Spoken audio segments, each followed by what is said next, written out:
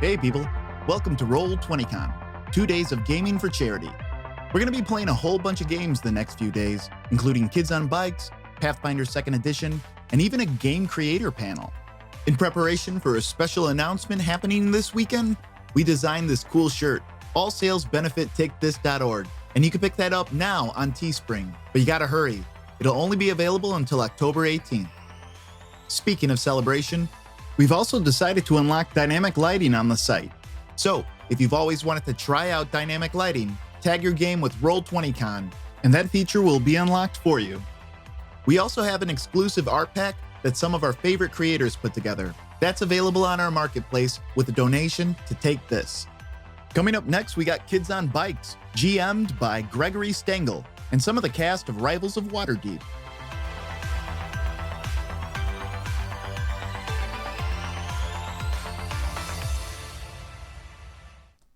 Hey, everybody. What is going on? Hi, guys. Hi. Yeah. Hey, look, Hello. everyone's here. My name is Carlos Luna, and we are going to be playing Kids on Bikes. This is Roll20Con. I am so excited to have you in the chat, watching, listening. If you guys have your phones, you can put the chat on that as well. We are in my living room, which is pretty cool. Those are my curtains in the background. Our curtains. Oh, okay. Sorry. Whoa. Just kidding. I'm so sorry. Our curtains. Let us know how this sounds in the chat right now. It might be a little bit low, but I can turn that up if need be. But yeah, let's go around the horn and introduce ourselves, not each other. That'd be weird. Yeah, let's start with Greg. Greg, go for it. Hello, everybody. My name's Greg, Grimjack21502 on the Twitter. I will be your GM for this evening as we go back to 1998 and do a little Kids on Bikes as we see exactly what's going on in the often weird, often misunderstood town of Garrett. Garrett, I love it. Next up, right to the left of Greg, is Serena Marie. Serena. Hello. I am very, very excited to play Kids on Bike. My name is Serena Marie. I will be playing Daxter Martin, and I am 13 years old.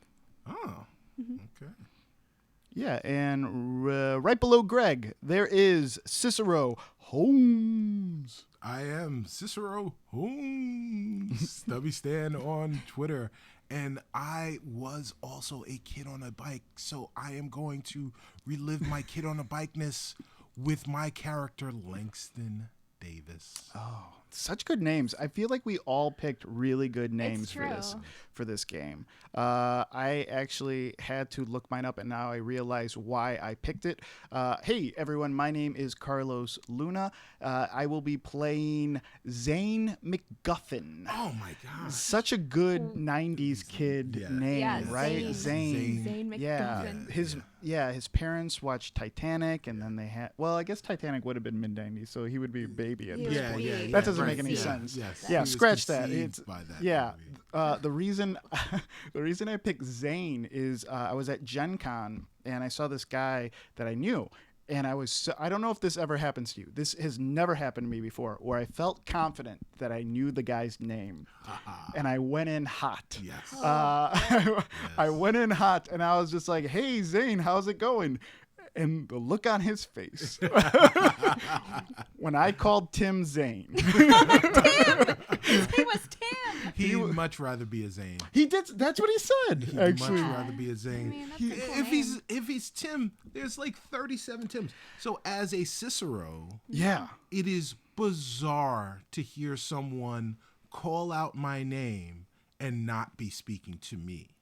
Oh, So yeah. as a Tim, he's constantly around like Other he's Tims. He's probably been in a room with 5 other Tims. That's true. I and he never knows thought Zanes. about that. So he'd rather be a Zane. Maybe he is a Zane now. He Maybe is a he was Zane. like, I'm just going to run with it. He had been dubbed. I dubbed thee Sir Zane. Zane. I love it. I freaking love Zane. That's such a good name. There you go. You put so much The thought next into time it. you meet him, the next time you meet him, Carlos, he will introduce himself as Zane. Oh, And then it'll come full circle as you will have. God, I hope so. I felt so bad. I was just like, woo, sorry. And I was like going into an interview at that time, so I was just like, ooh, no, I gotta go. I just, Bye. it was a Zane and run. That's what it Zane and was. run. He got Oh, boy. zaned, and then I ran Oh, boy. from him. Did you just zane me? Did I just get zaned? Yeah. Anyways, guys, this is Roll20Con. This is the last stream of the day for Roll20Con. If you guys were here earlier, we did Fiasco with Plot Hunters and Victoria Rogers from the Broadswords. After that, there was a panel hosted by Dr. B on mental health and gaming, which is so good. You guys have to see it. I already put it up on YouTube. You guys, it changed a lot of how I view gaming and mental health. And yeah, there's just like a lot of things that I think I tiptoe in gaming. And now I know why I tiptoe them. So that was really cool. That's awesome. And then there was, right before this stream, there was a GM build with Adam Cobal and myself. We were building a Pathfinder game that he's going to play tomorrow morning. So if you caught that build, that's awesome. You know everything that might happen tomorrow. So we thought that would be really cool. He walked me through Pathfinder. I've only played once, but I haven't played the second edition yet. Roll20Con is 2 days of streaming, so we're streaming all day today, all day tomorrow, and it's for charity. We are raising money for Take This. We have a t-shirt available that you will be seeing in the chat very soon. The t-shirt is kind of this mashup between I had a t-shirt of Bart Simpson on a skateboard when I was growing up. That was so cool. And I think it said like Cowabunga dude or something like that. And I love that. And we mashed that up with Cthulhu. So it is Cthulhu on a skateboard. And if you get a chance, pick that up. All proceeds benefit Take This. I think it's only $20. It's well worth it. Great quality t-shirt. We also have a art pack. So if you use Roll20, some of our marketplace creators made an art pack and they donate their time and their artistic talents to make this art pack. You can get it for as cheap as $1. It's a $1 donation, but you can donate more if you want to donate more. So that's really cool. And also, this is the last thing I will say. From today till October 15th, dynamic lighting is unlocked on Roll20. So if you have a free account or if you don't have an account, go ahead and make one, and you can try out the pro feature, which is dynamic lighting for the next 10 days. If you're on Roll20 already and say you bought a module on our marketplace, say you bought Descent into Avernus, you've been playing it for a while, but you've never played with dynamic lighting because you don't have that feature. Go ahead and tag your game. You can just go into the edit feature of your game, and there's a symbol that will look like this one right here. That looks like Roll20Con. And you tag it, you hit the little checkbox, save it, and dynamic lighting will be unlocked in your game. It's a great feature that we unlocked for you. So yeah. Kids on Bikes. Yeah. I've never played Kids on Bikes. We've all wanted to play Kids on Bikes for a while.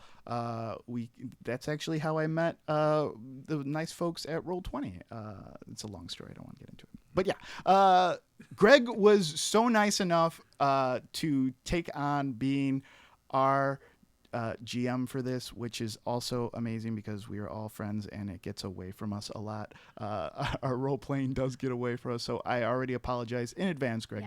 Yes. You will be wrangling cats on Adderall. So Yeah, all of us are on Adderall. So. Every single one of us. You can never tell a GM and make them feel sad or anxious when the players say, we're going to be doing an awful lot of RP. Yeah. That's perfectly fine with me. Yes. I'll be over here taking a note or two, so that's perfect. That sounds cute. Tell us a little bit about you had mentioned the town. It's Garrett. Where in the world is Garrett? Garrett can be anywhere you would like it to be, but my particular setting here is just south of Pittsburgh, in the kind of the skinniest neck of Maryland. So it's Garrett, Maryland. It's up kind of away from everything. So it has a suburban feel, especially in the 90s. And it also lends itself to be able to have the the full range of strange events. We're going to touch briefly on a few of those, but the primary storyline that we're going to go through this brief session is to just kind of experience a bit of Kids on Bikes, not get mechanically heavy at all. We're going to do just basic rolls. There's a lot more to the game that really kind of fleshes it out a bit, especially for more serialized episodes. But we're going to take it nice and easy. We're going to do that RP heavy experience. And I'll set it up with I have a little wordy, block of text that I'll give you all. And then we will make the story up as we go. And we'll see exactly what happens to your characters as Zane, Daxter, and Langston are going to be introduced into. The nutshell is this: you all are just recent 8th grade graduates. You are getting ready to go into your freshman year, and there is a big event that encapsulates the entirety of the high school. You, kind of breaking norms, have decided to participate, and we'll learn about that whenever you guys are ready. Side note, real quick. Okay. 8th grade. What? Do we have to huddle? No. Yeah, I felt like we all just got in real close. I'll just step over here. Go ahead. He had mentioned 8th grade graduation. Yes. Yeah. 8th grade do you guys I remember my 8th grade graduation more than my high school graduation. Wow. As do I, actually. Do you really? Yeah. As do I. Yes. I remember it was very important. It was it's high school, right? Yeah. Like I think when you graduate high school, it's like, okay, you were done with high school halfway through high school, Yes. right? But 8th grade was like, ooh, like my life begins, like Wow. this is what's gonna happen. I remember like what was on the radio, what posters were hanging on my wall. I had a Looney Tunes poster on my wall. Yeah, guys. you did. I remember my 8th grade graduation. My parents got me a Marvin the Martian that was like this big, and the Bone Thugs in Harmony CD, because Crossroads was really Crossroads, yes. yeah, like that was a big part of my 8th grade graduation. I can still remember Gonna it. tell everybody. Gonna Gonna tell tell everybody. What a weird song to be number one for so many weeks. Oh, so sad. Yeah, I went. I had Japanese food for after graduation, my 8th grade graduation. I had Japanese food. Also, because I'm much older than everyone here, I had there was a show in the late 80s, early 90s called A Different World. Which was a spinoff of the Cosby Show, where Denise went to college, and they were in the HBCU. There was a guy on that show named Dwayne. Oh my God! And Dwayne Wade had the flip top. Oh, glasses, I wanted them so badly. And I had flip top. Did you really? Were they that I wore- prescription? No, they were. They were regular- glass? Just regular flat glass flip top glasses that I wore for my 8th grade graduation, you were so and cool. then to the Japanese restaurant. And I remember telling the waitress, or waiter, is gender neutral. Don't you know who I am? And flip my Okay. Dwayne Wayne. yeah. Oh, he flip was my so glasses. cool. He was so cool. He was. Shout out to Kadeem Hardison. Oh wow. I don't remember. Cicero, I had the same glasses for the same reason. Yes. So- yes. I love They it. had the curl on the Yes, the exactly. Yes. The Yeah. curl around the ears. That's correct. Oh Yes. I had them. I Yes. have to I- Google this. I don't know what Oh, anyone man. is talking Like about. remember clip-on glasses, the sunglasses that clip on. Yes. Right. Okay, so imagine that, but they're always on. Like it's not clip-on. It's like built. There's a hinge Two built in. frames Yeah. of glasses. And when you just flip them up, you'd have the frames and the frames. So you'd so be you flip Yeah. up one set of frames, and they're regular glasses. You flip them down, they're sunglasses. But they look cool. So like dope. it didn't look like a gimmick or a joke. Well, maybe a gimmick. I mean, both. well, it did. I didn't take it as that. no, yeah, I you thought were it was, not joking. Yeah, if you had weren't flip joking. you were tops. serious. Yeah, you were the coolest cat around. All right, okay. But they were like $7, so everyone could get. Oh, them. I didn't know So that. it was Yeah. accessible. Cool. They, Yeah. they were accessible. Well, at least the Chinese knockoffs. But Yeah, I was about to say, yeah. yeah, flip top glasses. Yeah, I don't remember my 8th grade graduation. Really? I don't. Oh. I just remember thinking, okay, I'm grown up now. Like Okay. and so, oh gosh, my sister, she would walk a certain way. My oldest sister, she's 10 years older than me. So in my mind, she is this woman Right. and like my ideal, right? And Yeah. so I don't know why, but she would walk kind of with like now in hindsight, like little Tyrannosaurus Rex arms. Oh, Do you know what I mean? Like, yeah. just kind of like, Right. Oh, lips. like dainty, yeah. like Dainty. Oh, yeah. okay. And so like doggy paddle, like yeah. And so I remember rolling into high school being like, okay, here we go. palms down. Palms down. I'm a lady like now. a lady. That's awesome. Greg, what was your 8th grade graduation? What was you 8th grade going into high school? What was that like for you? Oh, it was the height of it. It was back in the day where they didn't really celebrate the transition that much from 8th to ninth grade. Okay. Right, where it was just, we're not giving you a graduation ceremony for this, but it was everything that you all said. It was when you still had hope, and you were. I can do something. For me, it was I'll get away from these people who have been awful, and I'll head on to high school, not realizing that the majority of them were coming with me. So, unfortunately, but I completely agree with what everyone has said. That there's a magic to that transitory time. And hopefully we can tap a little of that since we have 3 13-year-olds tonight. Yeah, let's do it. You guys ready? Yeah. Let's get I'm into gonna it. switch over. Are you guys ready? I'm Here ready. it goes. Here it goes. Here it goes. Whoa! Magic. I love that. Look at how cute we are, guys. Yeah. We're adorable. Stop it. There's a bunch of 8th graders hanging out. Yeah, let's do it. Anytime you're ready, Greg. Let's jump in. Absolutely. So I'm going to give you a little run in. This is the situation as it stands. We will get into the story, build it as we go, and we will see how the 3 of you do. The year is 1998, June, the beginning of summer break. Michael Jordan is in the middle of his what would be final NBA championship. The United States is still reeling from the Clinton-Lewinsky scandal. Friends rules the television. The Truman Show starring Jim Carrey is in the theaters. And Garrett, your hometown, is a bit on the odd side with its own bizarre quirks and inexplicable happenings. But none of that means anything. Not when you are preparing to enter the arena, the teenage wasteland, the waiting room known as high school. Now, when you are ready to enter high school in the town of Garrett, only one thing dominates your thoughts: winning the key. Now, we are currently in the parking lot of Garrett High School, home of the 97 state football champs. Go Sentinels! And also your de facto home for the next 4 years. Now, the parking lot is empty, save for the vehicles of the maintenance staff and a few administrators. The time is 8:45 a.m. on the first Monday of summer break. A gathering of students, nearly all incoming juniors and seniors, stand beside their vehicles, silently watching a pair of their peers standing off by themselves.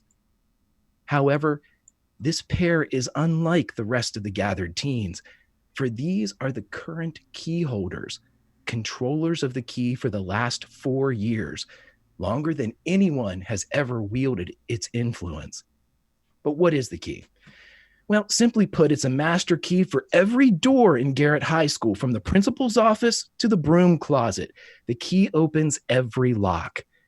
Now, for the student or students that wield it, the power and respect inherent in the key far eclipse its practical applications. Instant and immediate popularity await those who earn it. Currently, Ali Nava and Terrence Munch are the current reigning key holders. As incoming freshmen, they fought and won the key, the youngest to ever do so. They will be starting the challenge to crown a new key holder, and for perhaps the last time, all eyes are on them. Garrett truly is a town of strange occurrences, but today seems to be the very definition of tradition and normalcy, at least for Garrett. You are all there, in this parking lot, surrounded by these older children. But the first question I will ask your group: is anyone late? That's a good question. Langston is late. Art imitating life. Langston is late. I would say that Daxter was actually about 45 minutes early, and she had been scouting like the best standing place for when the scavenger hunt starts, so she can sprint to wherever she needs to go. So she's like kind of scouting the area out and jotting down notes in her notebook about it. Zane got there at the right time, the exact time it's supposed to start, or a little bit before. So he had his mom dropped him off at the end of the parking lot. So he's walking through the parking lot because he didn't want to be seen, because he's going to be cool this year. That's his thing. He's going to be cool. Okay. It's a good try. We'll see how that goes. So we'll say that right now, Zane and Daxter, you are in the parking lot. You are waiting, as you've just explained, for the festivities to start, but Langston is not there. What's the mindset then of the two that are present? I think Zane is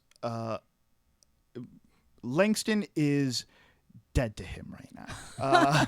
He did not show up. He's not here. They need to figure out how they can do this two-man hustle now. Like, Langston is now out of the equation, and we need to think about how we need to pick up the slack for him. That's what Zane's thinking. Yeah. Daxter turns to Zane and says, Do you think he betrayed us? Do you think that he already has the information, is already running out and looking for the thing? No, key? I don't. I think. To be honest, I think he just overslept or something. But for real, if he's not here in like a good 2-3 minutes, 2-3 minutes. I'm Okay. done. I mean, you don't have to type that in or No, anything. you are done. No, Okay, you here we don't go. You don't are show that to done. him or anything. Done. I just mean, oh man, I mean, what is he doing? Oh, what if they got him? What if who got him? You know who? Oh, really? The teachers. Okay. The teachers who, like when a teacher quits, you know what happens to them? They find another job in another district. No, absolutely not. Okay. Absolutely not. They become part of the. The faculty? No, Is it because you saw the the- faculty over the? Yeah, it's a really good movie. Okay, it's a and very it brings good up a lot of movie. good points. Yeah, Elijah Wood is amazing. So with this conversation about Langston, and in 2 to 3 minutes, his friends are writing them off. No need to type it. Where is Langston, and is he nearing the school or? So Langston is riding furiously on his Diamondback GT with the stunt pegs, so he can do stunts that makes him really cool. Stunt pegs. Yeah. Nice. And he is riding furiously, and he's coming up the hill where he's supposed to meet his friends at the rendezvous point. Hey guys! Okay, so Hey guys! Oh, you hear it? Oh, there he is. Got to be making an entrance. Sorry guys, sorry. I was watching that new movie, The Truman Show, and it's really good. Who knew? Your parents let you see the Truman Show? Yeah, They 'cause said it was too sensational for me to watch. I'm grown up, so it's okay, cause I'm now that I've graduated, I'm gonna be a high schooler. I'm about to be a sentinel, so it's great. Oh, Yeah. Yeah. We're all gonna be sentinels. Okay, park your bike, and then we can kind of get going on this. Okay, we don't have much time. I mean, people are already up there. They're already up front. Well, hold on, I gotta get my crypto lock out. So specific. I love the details being dropped here, Cicero. Perfect. So, Daxter is shifting super uncomfortably as you're getting your crypto lock out, and she wants to go run to the mob of other kids waiting. Okay. So as you all are prancing in your various states of preparedness, you do notice that the parking lot, a lot of the kids are staying close to their vehicles. They're, right around their cars, and a few of them listening to music low. A couple of them are smoking. It's the 90s. They're not aware of the problems quite yet. Close. Yeah, right. The 120 Marlboros, like they're just there's everything is still fair game. But as you're all sitting there, you would notice Zane and Daxter, as Langston rides in, Ollie and Terrence, the two current key holders, kind of watch as he rides into the parking lot. And for a moment, their eyes track and meet yours. For your reference, Ali Nava, the recent graduate and valedictorian community activist, stares at her watch. She checks the time. She's a child of Sri Lankan immigrants, and she was the first in her family now to attend college. She was offered many offers to prestigious learning institutions, but she chose to go to the University of Pennsylvania. Seeing that there's still some time before 9 o'clock, you watch as she drops her hand to the shoulder of the boy in the wheelchair beside her. Now, Terrence Munch, he keeps his gaze straight ahead. He's still looking at the three of you and kind of side-eyeing a bit of the juniors and seniors that are in this throng. He was a child of a single mother and an only child at that, so he didn't have siblings to support or protect him. Terrence was used to fending for himself. Despite his disability, he was still bullied. He was harassed. He was made fun of for his wheelchair, his skinny frame, his shock of red curly hair. But you would all know that that ended when he met Ollie and they earned the key 4 years ago. And for a moment, these old eighth graders that fought the system here at Garrett High School, who were not even really Sentinels yet, they were in your place 4 years ago. They beat these juniors and seniors with cars and muscles and assumed smarts. And for a moment, the two of them look over at you, and you would see both in their own way, and probably unaware that the other was doing so, give you a slight nod of acknowledgement and of your bravery. But as you notice the two of them, appreciating your presence, the rest of the student body, not so much. Juniors and seniors are beginning to side-eye the two of you, the three of you. They don't want a repeat of what happened before. They don't want kids holding the key for 4 years. They want it. It's their turn. They're the juniors and seniors. And as you all are prepping, getting ready to move with 10 minutes before the start of this, you see three larger seniors moving toward your group. What do you do, my friends? It's like in the wilderness. We just have to make ourselves big. Oh, are you joking? We just need to, it's like being in the wilderness. We need to get out of the way. Okay. I'm both... Pretend like you're talking to me. Okay. Hey. What's up? Okay, but pretend like we're in a conversation right now. So what do you like bees? Do I like bees? I don't know. I don't know. Cannons. Yeah, I guess bees are okay. Langston, you like bees? I like bees, but I wish my bike would unlock this, because then I could do like a trick on my stunt pigs. I could turn around and then I get really big, because I go vertical. I could do what's called a bunny hop. You could do a bunny hop? I can do a bunny hop. Oh, yeah. that's actually pretty. That's actually really impressive. Really I've cool, never seen anybody do a bunny hop in real life. I've never done that at all. No, I'm not allowed to ride a bike. Yeah, but I already locked my bike up, so I can't do it. I can't Hold on, they're coming right here. Okay, just be cool. all right. Just don't make eye contact like at the wild. Yeah. Just like keep your. So, guys, the Truman Show, it was really good. Since we're all grown up and everything. So. And with that proclamation, the three arrive. This is going to require what they call a grit roll. I'm going to trigger all of these. Let's see. For Zane, the DC on this is 10. So when we roll these die, if you get over a 10, good. If you get under, not so good. Okay. But again, we narrate and role play everything. So Zane gets a 2. Oh, that's not good. No. Daxter gets an 8. Uh-oh. That's right. Wilderness skills, baby. Better than a 2, but still not a DC save.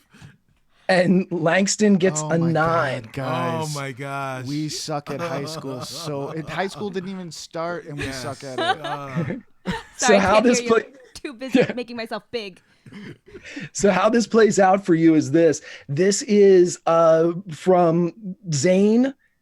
Not so much for Daxter and Cicero, but Zane, these three that are coming towards you, they psychologically have your number. They're very intimidating. But as they come up, the leader of them, who you would recognize as the now starting tailback for the state champion Sentinels, come forward, and he stares at the three of you. And when he, perhaps like the wild, smells a little bit of Zane's fear, he steps forward directly in front of you, Zane. What are you all doing here, huh? Hey, same as you, partner. Just hanging out, just getting ready to go. Same as us, you say. Same as us. He turns around shoulder to shoulder, throws a meaty arm around your neck and shoulder, and looks over at Langston and Daxter. You all here to do the same as us? You're the same as us. Yeah, we're exactly the same as you. We're all Sentinels, right? So, yeah, we're the same as you. What's your name? Bobby. Hi, Bobby. My name is Daxter. Daxter? Yeah. Daxter Martin. Sound like you're on that Buffy show. Do you watch the Buffy show? It's a great show. This is like my favorite show ever. Bobby, That's a nerd show. Okay. Cool. Yeah, that's what I. That's. It's a great show to hate. He pulls a little bit closer onto Zane, kind of tightening between bicep and forearm. And he looks down and says, why don't you and your friends go, it's Saturday morning. Or is it Monday? It's Monday. You could still watch some Power Rangers, I'm sure.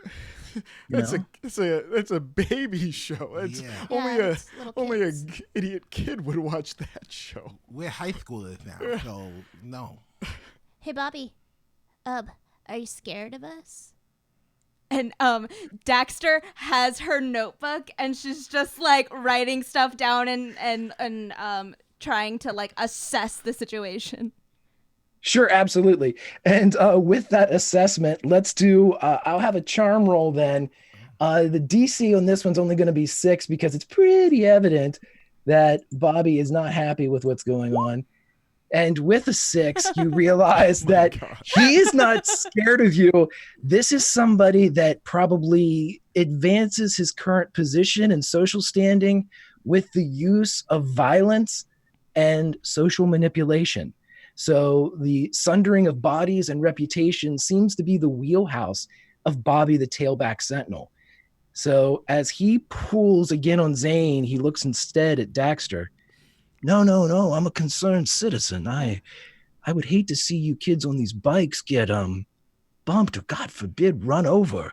There's a lot of teenage drivers around here that really haven't had that long behind the wheel, and terrible things can happen.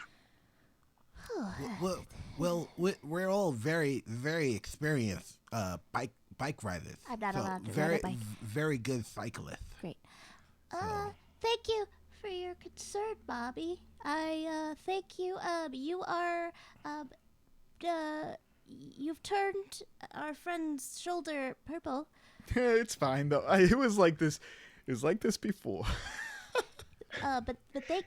Oh, yep. And I just staring at Langston, because Langston is I'm assuming just a little stronger than Daxter. Well, wait. So Bobby, aren't you the running back? Aren't you for the state champs? Do you have a ring? Do you have a ring? Can I see your ring? He does the slow blink.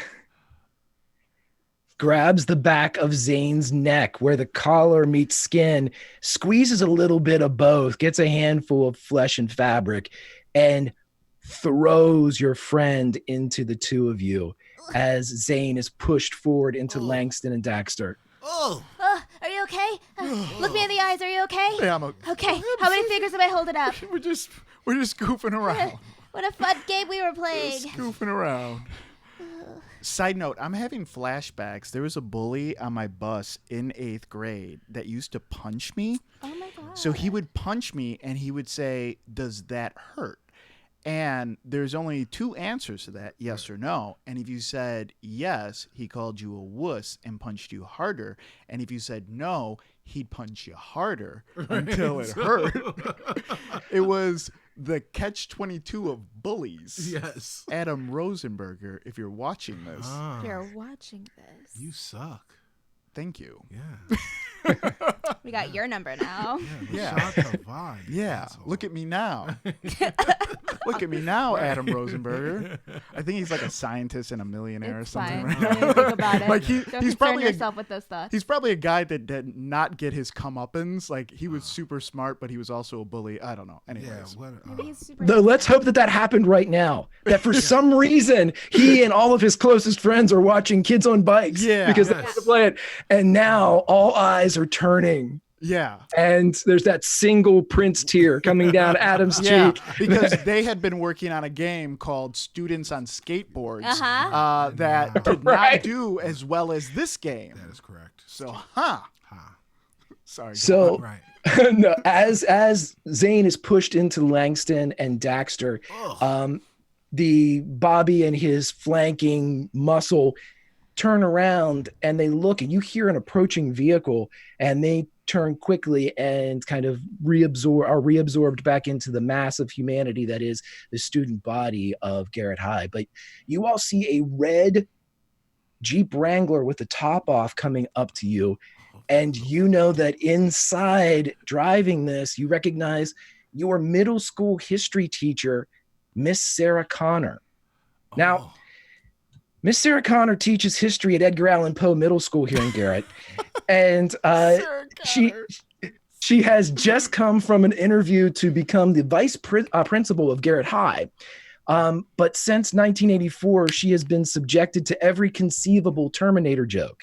They are endless. In fact, the Board of Education member that has just interviewed her no fewer than 10 minutes ago ended their conversation with "No fate but what we make." Am I right? Want to get drinks later? She had smiled and remained silent, hoping to get the job. But the real problem with this entire setup is not only is her name Sarah Connor, she bears more than a passing resemblance to Linda Hamilton. And the major problem is she loves the Terminator movies, but she can't talk about it because as soon as she brings it up, the jokes begin. But beyond all of that, she is a hell of a history teacher. And as she rolls up in her Jeep Wrangler, she looks at you all, sees Zane. You all okay? Yeah, we're we're just- totally fine. We're just That's not a big goofing around. deal. Yeah. Yeah. Maybe we should come with Mrs. Connor if we want to live. No, just Just come on, Langston. Come on. I couldn't. I just saw a movie, guys. I'm sorry. Okay. You would all witness without a roll. You just hear a slight at the mention of the "come with me if you want to live" line. But she looks at all of you and then she settles on Daxter. Daxter, are you sure you're okay? There's nothing wrong? Nothing's wrong. But if there is something wrong, I will inform. And I look right at Bobby. And I'll make sure to inform you if anything goes wrong. Bobby does look back, but he's not really concerned with what you're saying as much as he is like gandering at Miss Sarah Connor as she nods to the three of you and smiles and turns around and puts on her glasses and drives off in her red Jeep Wrangler. And as she goes by, there are those lecherous stares that can only be produced by certain bullies. And Bobby matches one of those stares as she drives by. He pays you no mind, though. And you realize at this point, it is about 3 minutes to 9, and Ali Nava and Terrence Munch begin to move to the front of the parking lot.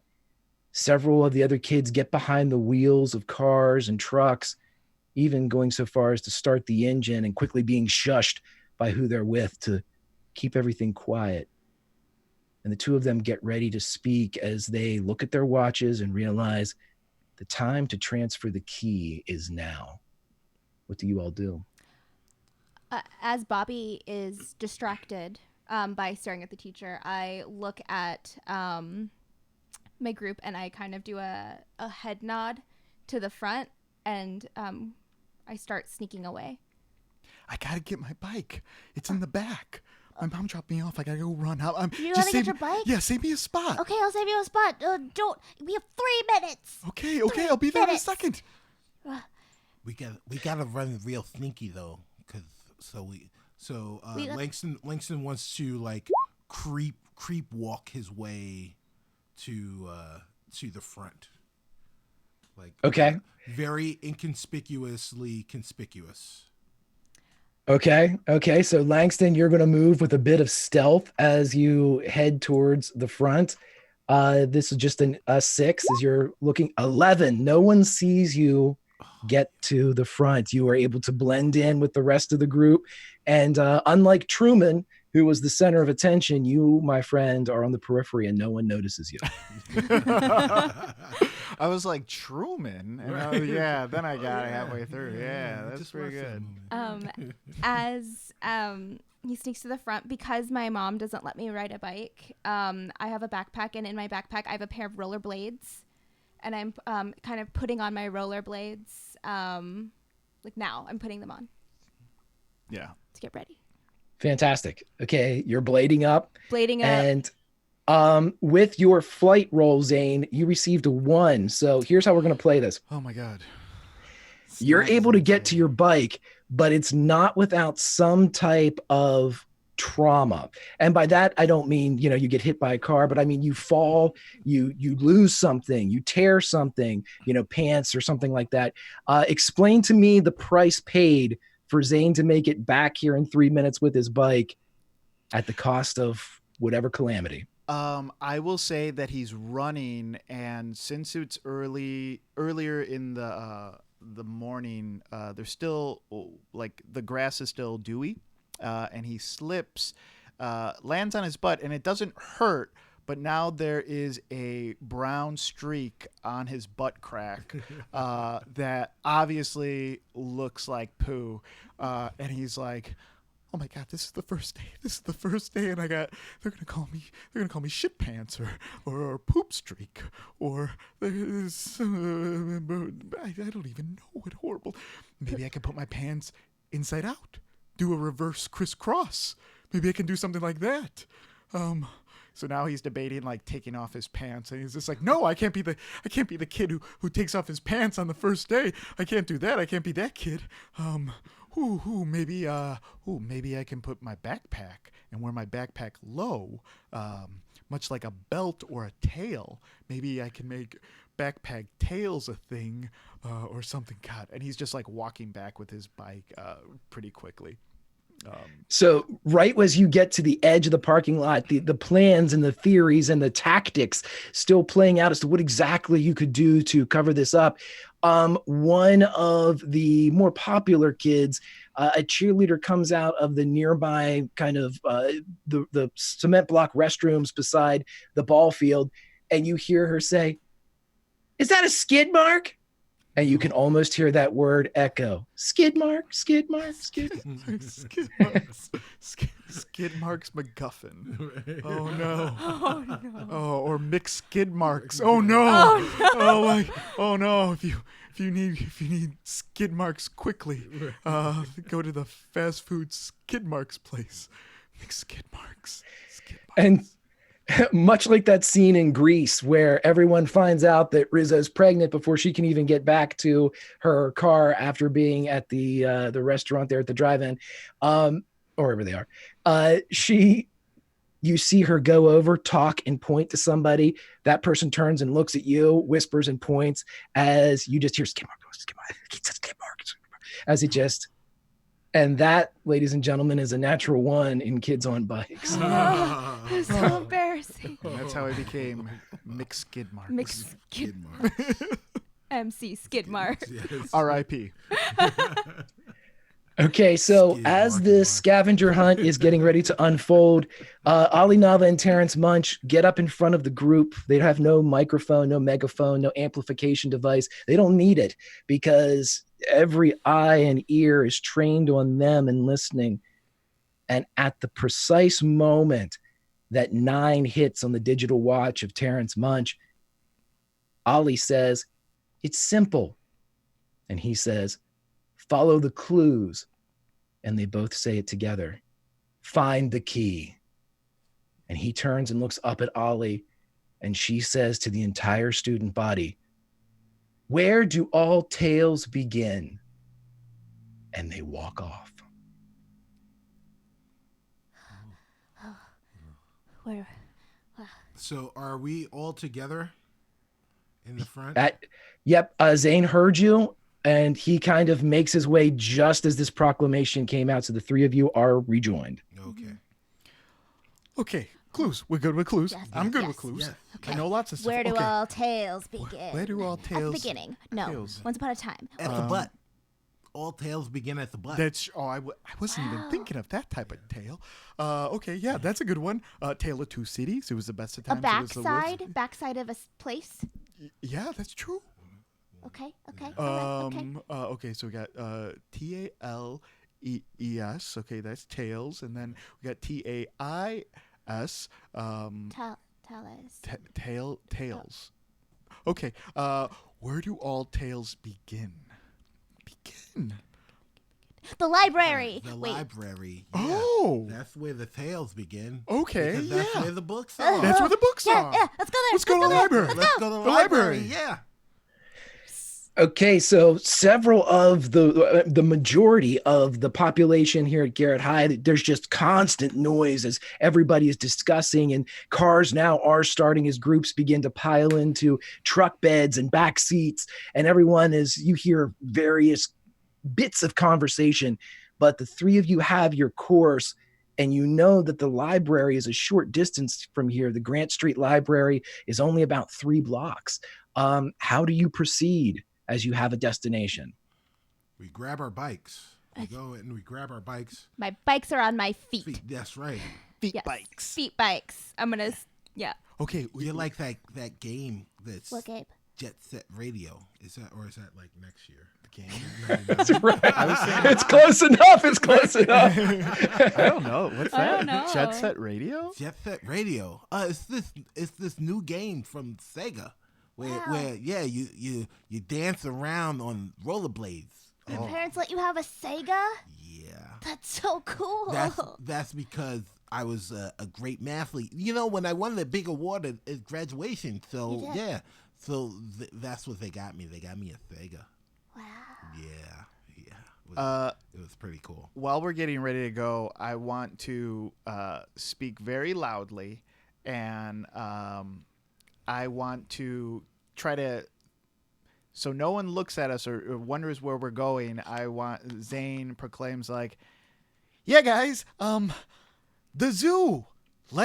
We need to hurry and get to the zoo quickly." And I want to try to like throw people off if people are paying attention to us.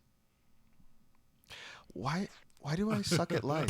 Why do I Sweet what this is baby. honestly this is like real 8th grade, like Yes. real high school for me right You're now. having This is flashbacks. what's happening. I'm having flashbacks. Is Adam Rosenberger all over it. This is when those kids try to jump me for my magic cards. They That's what's jumped you happening. Oh, This is we that's live what, parallel lives. Yeah, that happened to you too.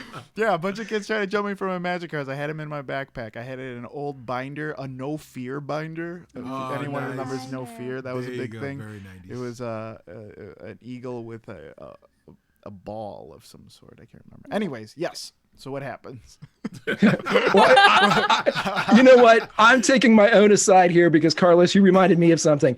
I rode down to the on my bike to the local convenience store and picked up the latest issue of Iron Man and Rocket Raccoon. Oh, And wow. I was riding back and 2 kids jumped me. They stuck a stick in my front wheel Oh my god! and I went off my bike. I was on the ground and they tore up my comic books. Like in front no. as I was laying there. Now, wait. Here's how the story has a happy ending. Okay. Okay. Cut to, and I mean, it was Civil War. It was Captain America Civil War. Yeah. I go to the movie in my hometown. Here's this guy standing wearing a Avengers t-shirt, with a Marvel hat on. Right. And this is the guy that beat me up for reading comics. I saw him and I know he knew me. I knew it. And I just nodded and smiled and got in front of him in the line. There you go. That's yeah. nice. That's good. Oh. I would have went to the bathroom, filled up a glass of pee, and thrown it on his face and You ran. would. No, I really I- thought, I was hoping that the story ended. It was Civil War that came out, and Robert Downey Jr. saw him and punched him in the dick. Yeah. Right. I love you 3000. Okay. So as this begins and as you shout out, we're not going to say that this causes any type of problem for you, but as you shout out, let's go to the zoo. No one's just paying any attention to you. In fact, all you hear is like a fluttering of skid marks come back at you, but no real noticing or even caring of what you've admitted. So as you proceed, this is the part in Goonies where everybody jumps on their bike, they flatten the tires, and they're riding down. And so as you take to bikes and rollerblades, this is downhill, so Daxter, you can rollerblade freely, or are you doing the building of kinetic force and holding on to one of the bike riders? Oh yeah. Yeah. I'm holding on to Langston's bike. Yeah. So we can definitely use this physics. This is physics. Oh, I started studying early. So this is going to be the kinetic nature of gravity and our acceleration. So this is going to be great. You're going to go so fast. Can't wait. You're going to get there so Yes. fast. Good. I feel like Zane is on his bike, and it's one of those bikes with gears. Do you remember being young, not knowing how those gears worked? Oh, I still don't know I how still to- don't know how those gears like, work. I know how they work Yeah. now, but I did not when I was younger. And I just remember you would, if you moved them just a little bit, you wouldn't catch right, and you would just be like this the entire time. Do you remember that? You've never real ridden talk. it. This Yeah. is why I have rollerblades. I actually, as Serena, I don't know how to ride a bike. Yeah. So it's not sad. Yeah, it's a just, little sad. It's just being poor. It's fine. That's true. Oh, well, we'll say then, as rollerblades are being augmented by the speed of Langston's bike, and as you all are going down, normally there are rolls for this, but whenever I play kids on bikes, this is the one thing you can never fail. You all are bike riders or rollerbladers. Whatever you want to do on those bikes within the realm of probability, you may do so. So as you all are cruising down, you see the Grant Street Library appearing up on the right. You quickly are able to pull into any place you would like to. If you want to lock your bikes up or hide your bikes or whatever, you are at the library. What do you do now?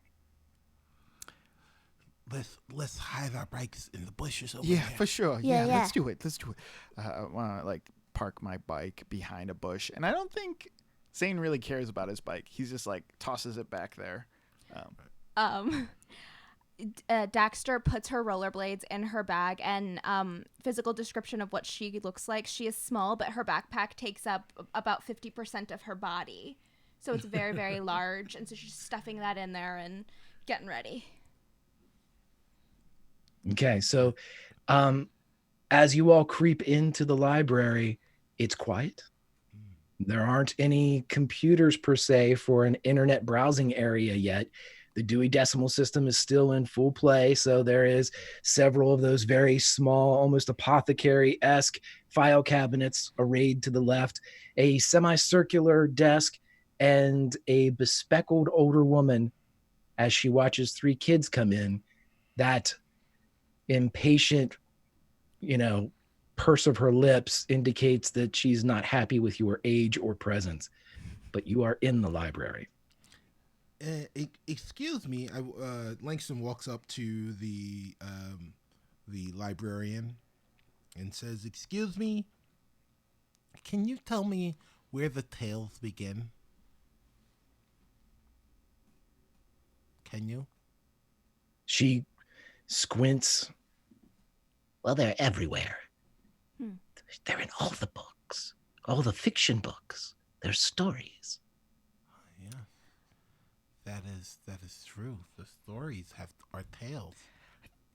We're just gonna go over there. Where's fiction?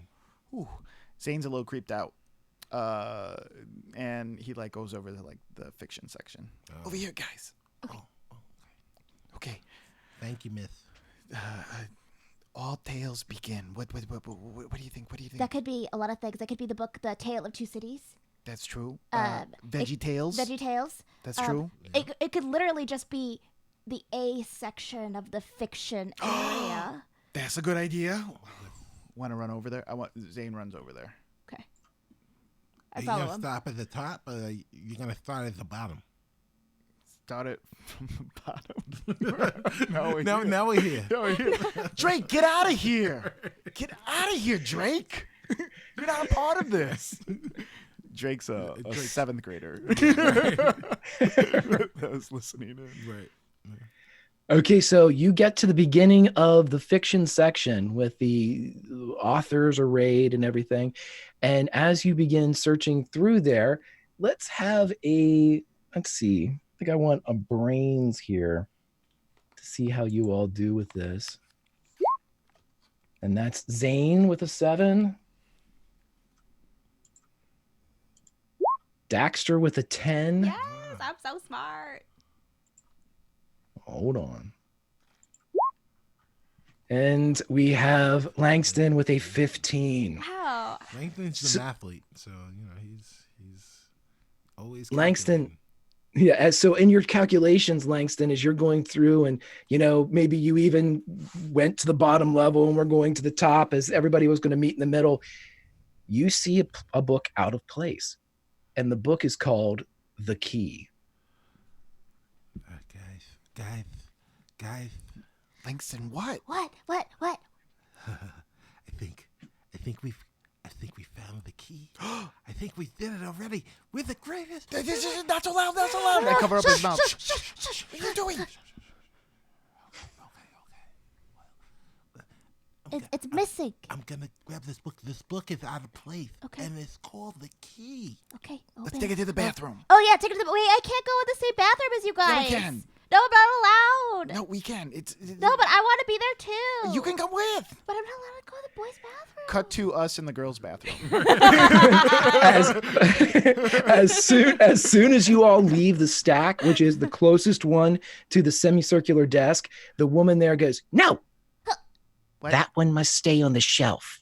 Okay. Okay, So we cannot check that out at all. That one has to stay there. And she offers a very slight smile. Oh, okay. I want to push her down. No, No! I'm joking. Carlos! I'm joking. Can we let's and I want to in the library is there like a section that nobody goes to, like a very unpopulated section? But at any time, yeah, right. Hey, I go to the library. As far as the eye can see, no, you can, the least used would probably be like politics and medicine, just because of its antiquated books on the shelves. So it's back in the racks. But as soon as you attempt to leave that row in fiction, she continues to say, "That book must stay there." Okay. Well, Let's just look at it now. can we? Well, yeah. Well, Open it, can, open it. Yeah, let's open it Open up. it. Open the book. Open it up. Open it. Yeah, open it up. Open it. So Langston goes to open the book. Langston, when you open the book, you can see that there's the card in the front of the people that have last checked out the book. Sure. And it says A Nava. And there's an arrow drawn as if to look on the opposite side. Guys, look who checked this book out. Nava. Hey, Nava. She's yes. And I'm gonna flip the thing over, right? The card. No, Ha! but there's an arrow. There's an arrow That's pointing. It's pointing across.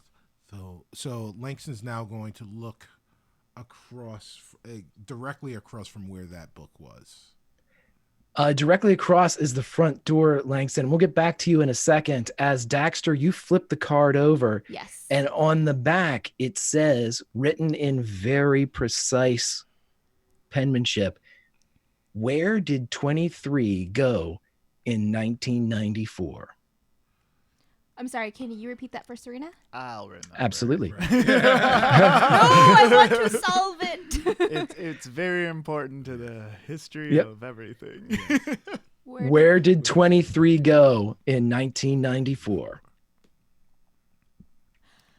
Okay. The second riddle. There was a clue. There's a clue. Oh. Yeah. Yeah. Well, let's get it. Where did 23 go in 1994? 94. 94. I don't even. 23. It was 4 years ago. Yeah, we were in 5th grade. But that's when Ainava was a freshman. Yes.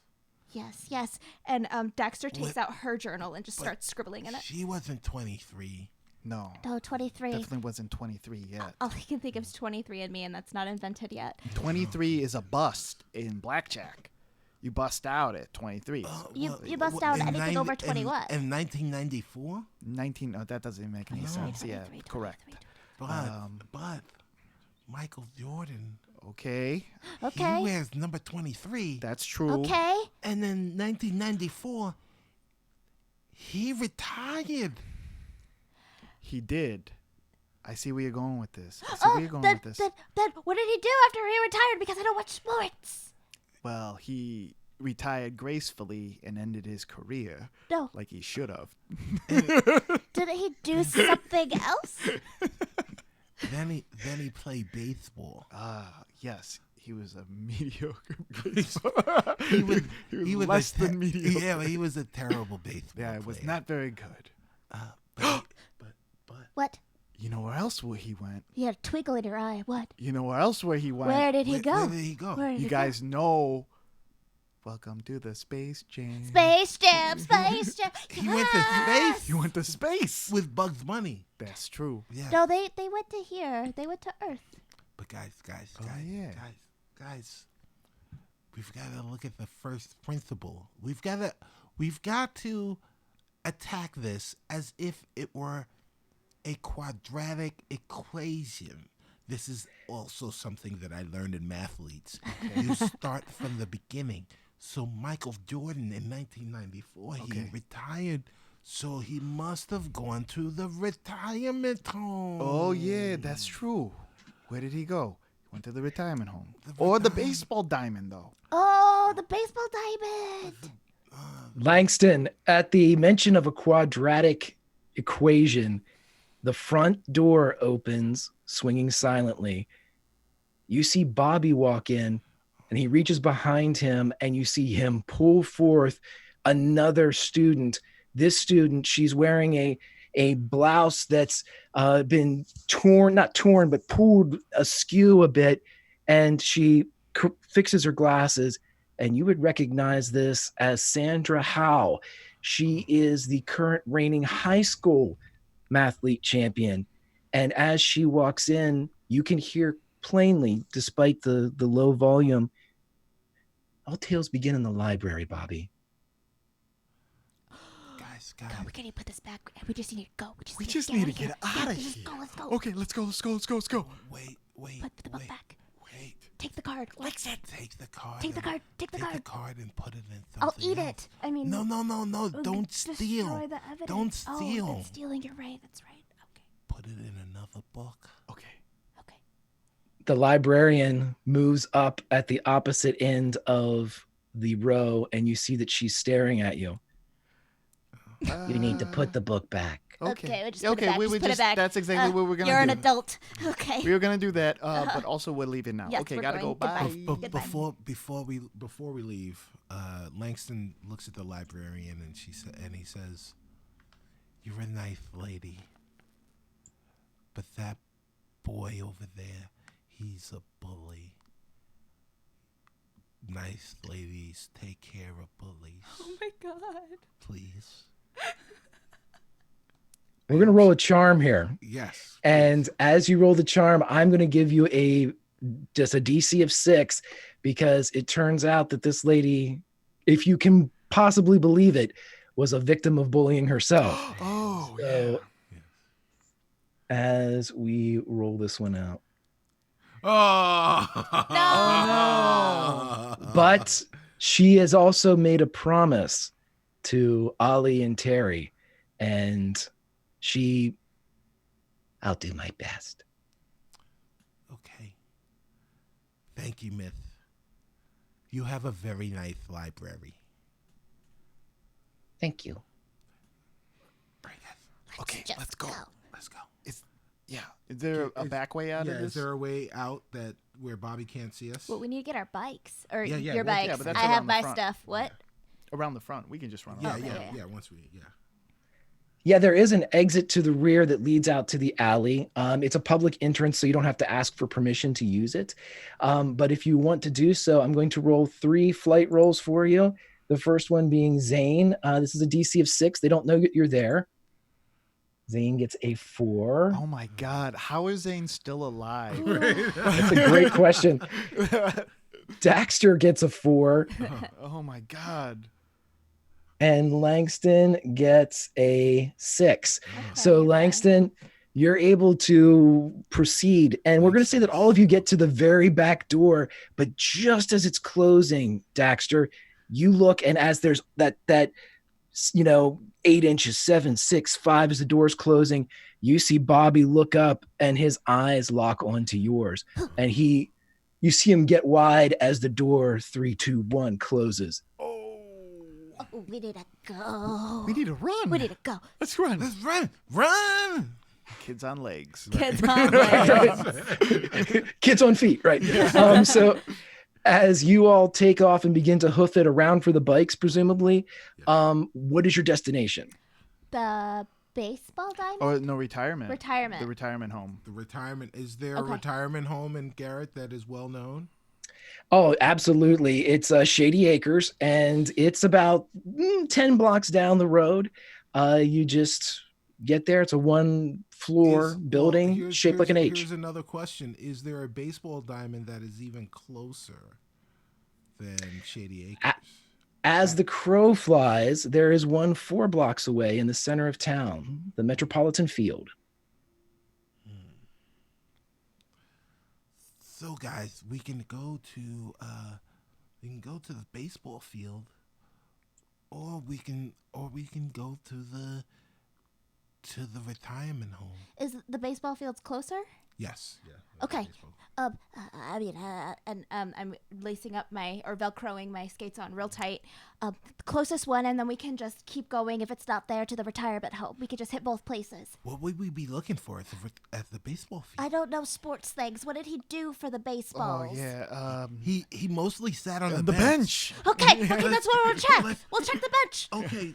I'm going to go pull up a character sheet real quick. Sorry, my mouse isn't working over here. But go on. Yes. You guys do the scene. Okay. We're riding.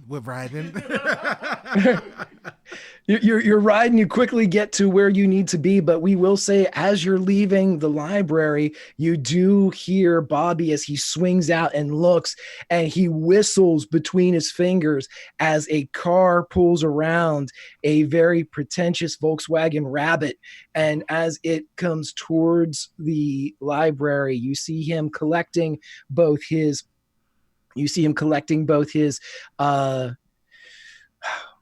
would-be computer that he has with him, the mathlete, and kind of, guiding her into the car as you all get in there, and Miss Howe's in the back, and they begin to move, and they seem to try to be following you all. Okay. We're being tailed. Yeah. So, Operation 42. Operation 42. And I'm assuming that I know that means to scatter. That's right. Right? That's Okay, That's good. exactly what 42 means. Yes, exactly. Okay, so you're all going in different directions. Yeah.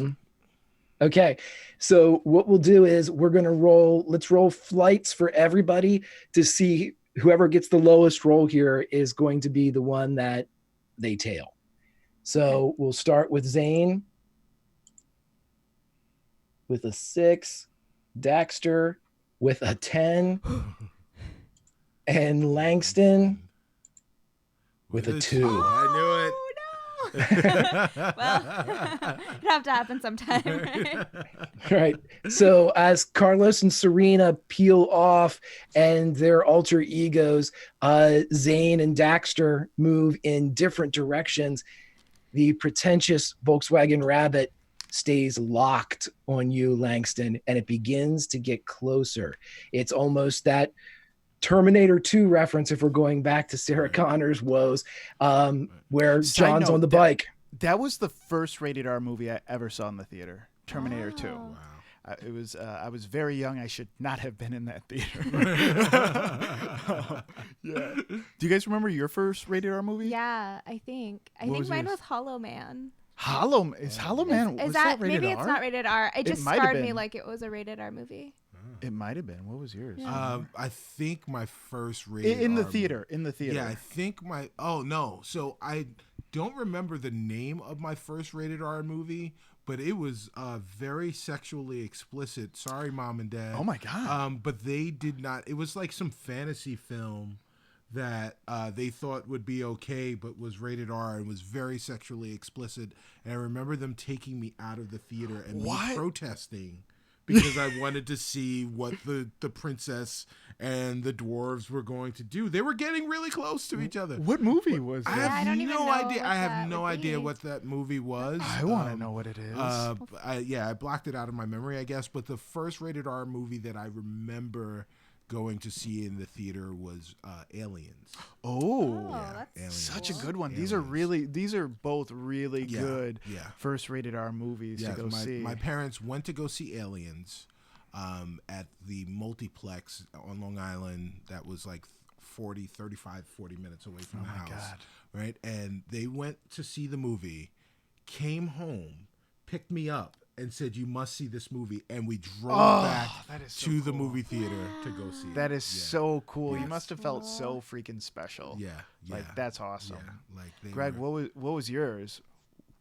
My best friend's mom took us to see Predator despite the That's so cool. despite the protests of my parents. And all I remember is we were so excited that we went to see it that we were jumping around during all this stuff. And my friend lost his wallet and it slipped right down in between the seats. And that's gone when that happens. You've just lost it. And we were just worried about that, but we were just so into the movie.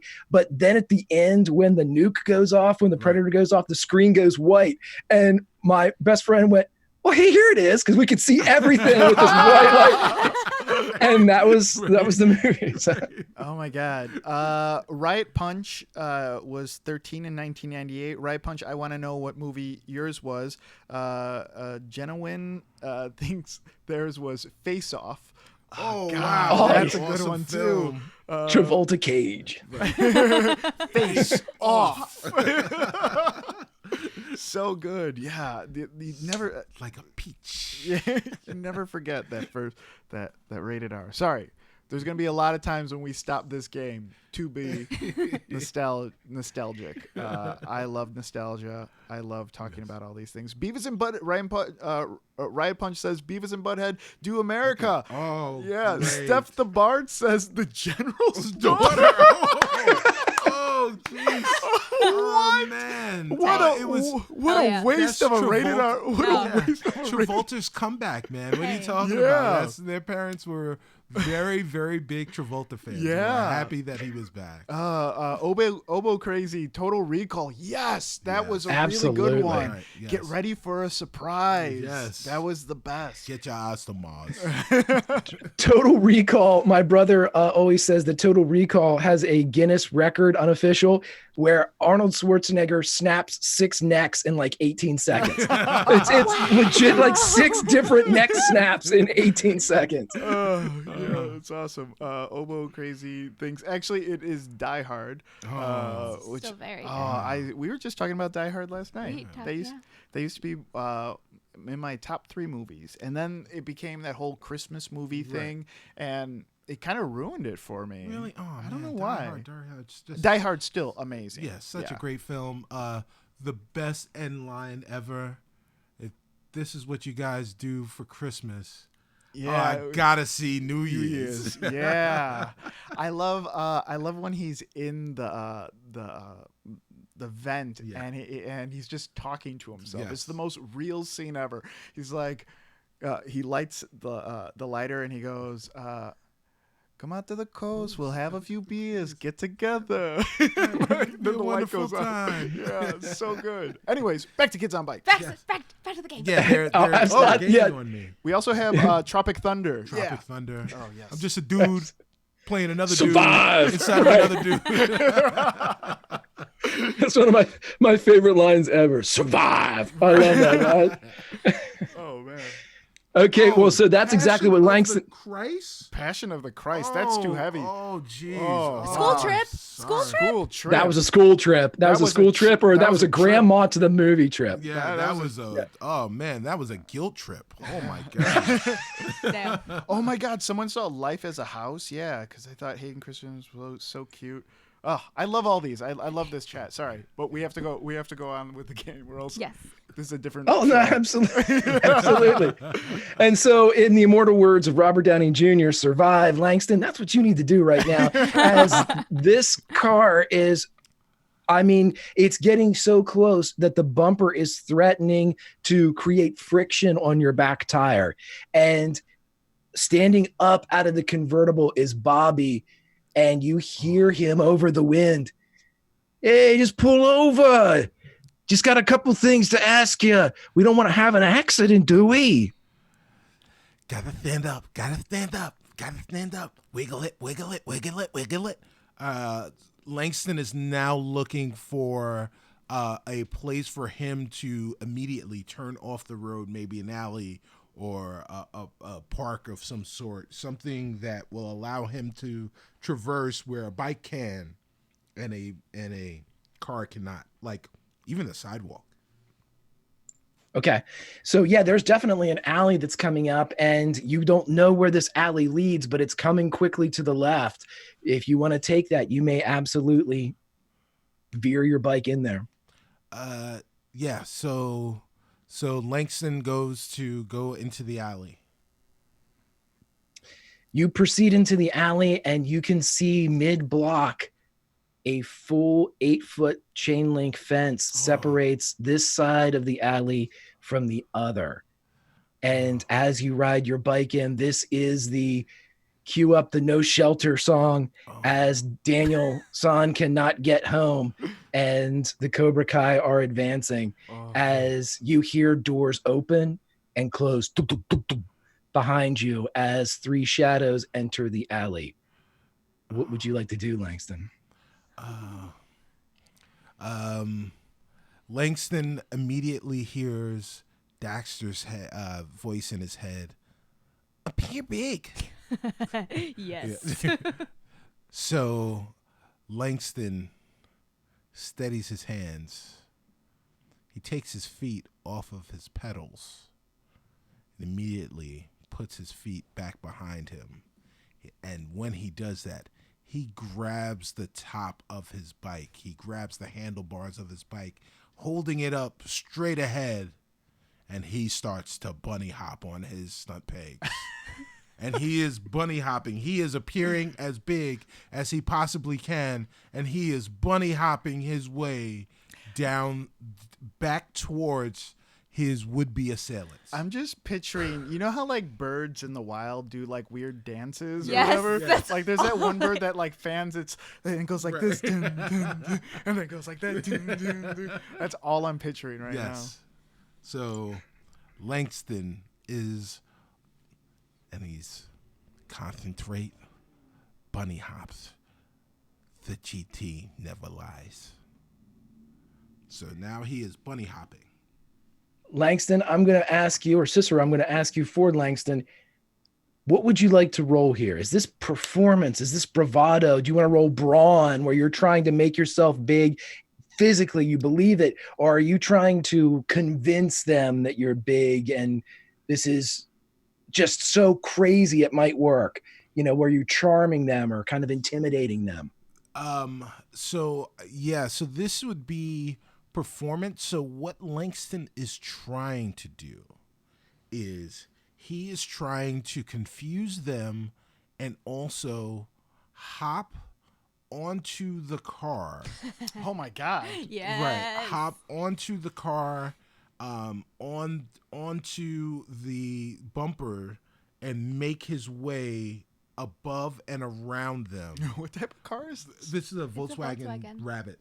So it's a smaller car. Yeah. You're gonna smash this. Yes, car. I'm gonna. Yeah. Look, Destroy this guy's car. I don't give a crap about their car. They're trying to trap me in the alley. They want to ask me questions. I don't want to answer their questions. Yeah, I got some answers for you. I see how they ask people questions. Yeah. So so he is. So I guess performance would be. Would that be performance? So is there athletic analog to that? If you're trying to do you're just going straight at them, it would be brawn. Okay. If you're trying to pretend or kind of perk yourself up in a way that maybe you don't truly believe, it would be more charm based, where you're frightened as all get out, or you're just so upset with this. That would be brawn. Brawn would be more of so performance, I'm trying to show them that I'm the coolest one. I am Marty McFly being chased by Biff right now, and I'm going to. Gotcha. Yes. Great reference. All right. Yes. So what we'll do here is we're going to make it an 8 because that's pretty tough. Okay. Just to get through them, but narratively we'll see where we land. Okay. An 8. Whoa. So as you turn around and begin to hop, this is not my story to tell, Cicero. How do you hop over this car as you take Bobby and his friends completely by surprise, to the point where Bobby pulls back for a second, not knowing what the hell you're trying to do, and you have an opening. So Langston says, "Be like Marty McFly. Be like Marty McFly." And then he starts to jump, and as soon as he hits the first bump, as soon as he hits the front bumper, he goes, and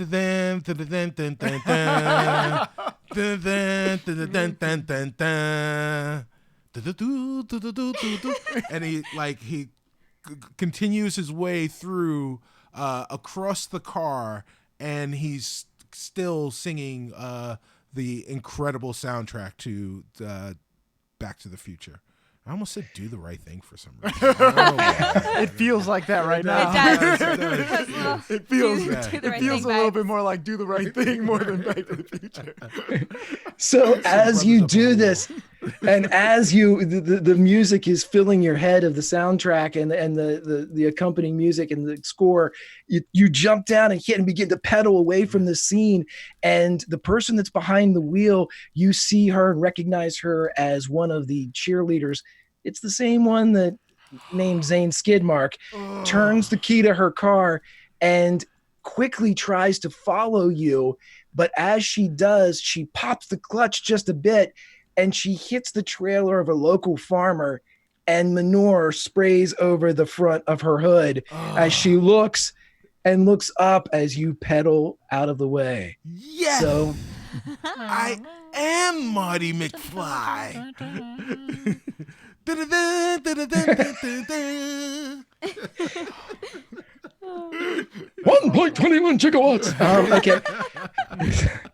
So we're going to cut now to the baseball field, Metropolitan Field. As Zane and Daxter, you arrive there.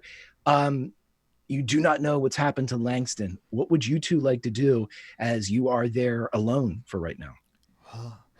Langston's late again. Do you think he's dead? No, I don't think he's. I think he's goofing off or something like that. No. Okay, yeah. Let's go to he'll be here. Let's go to the dugout, the bench. Want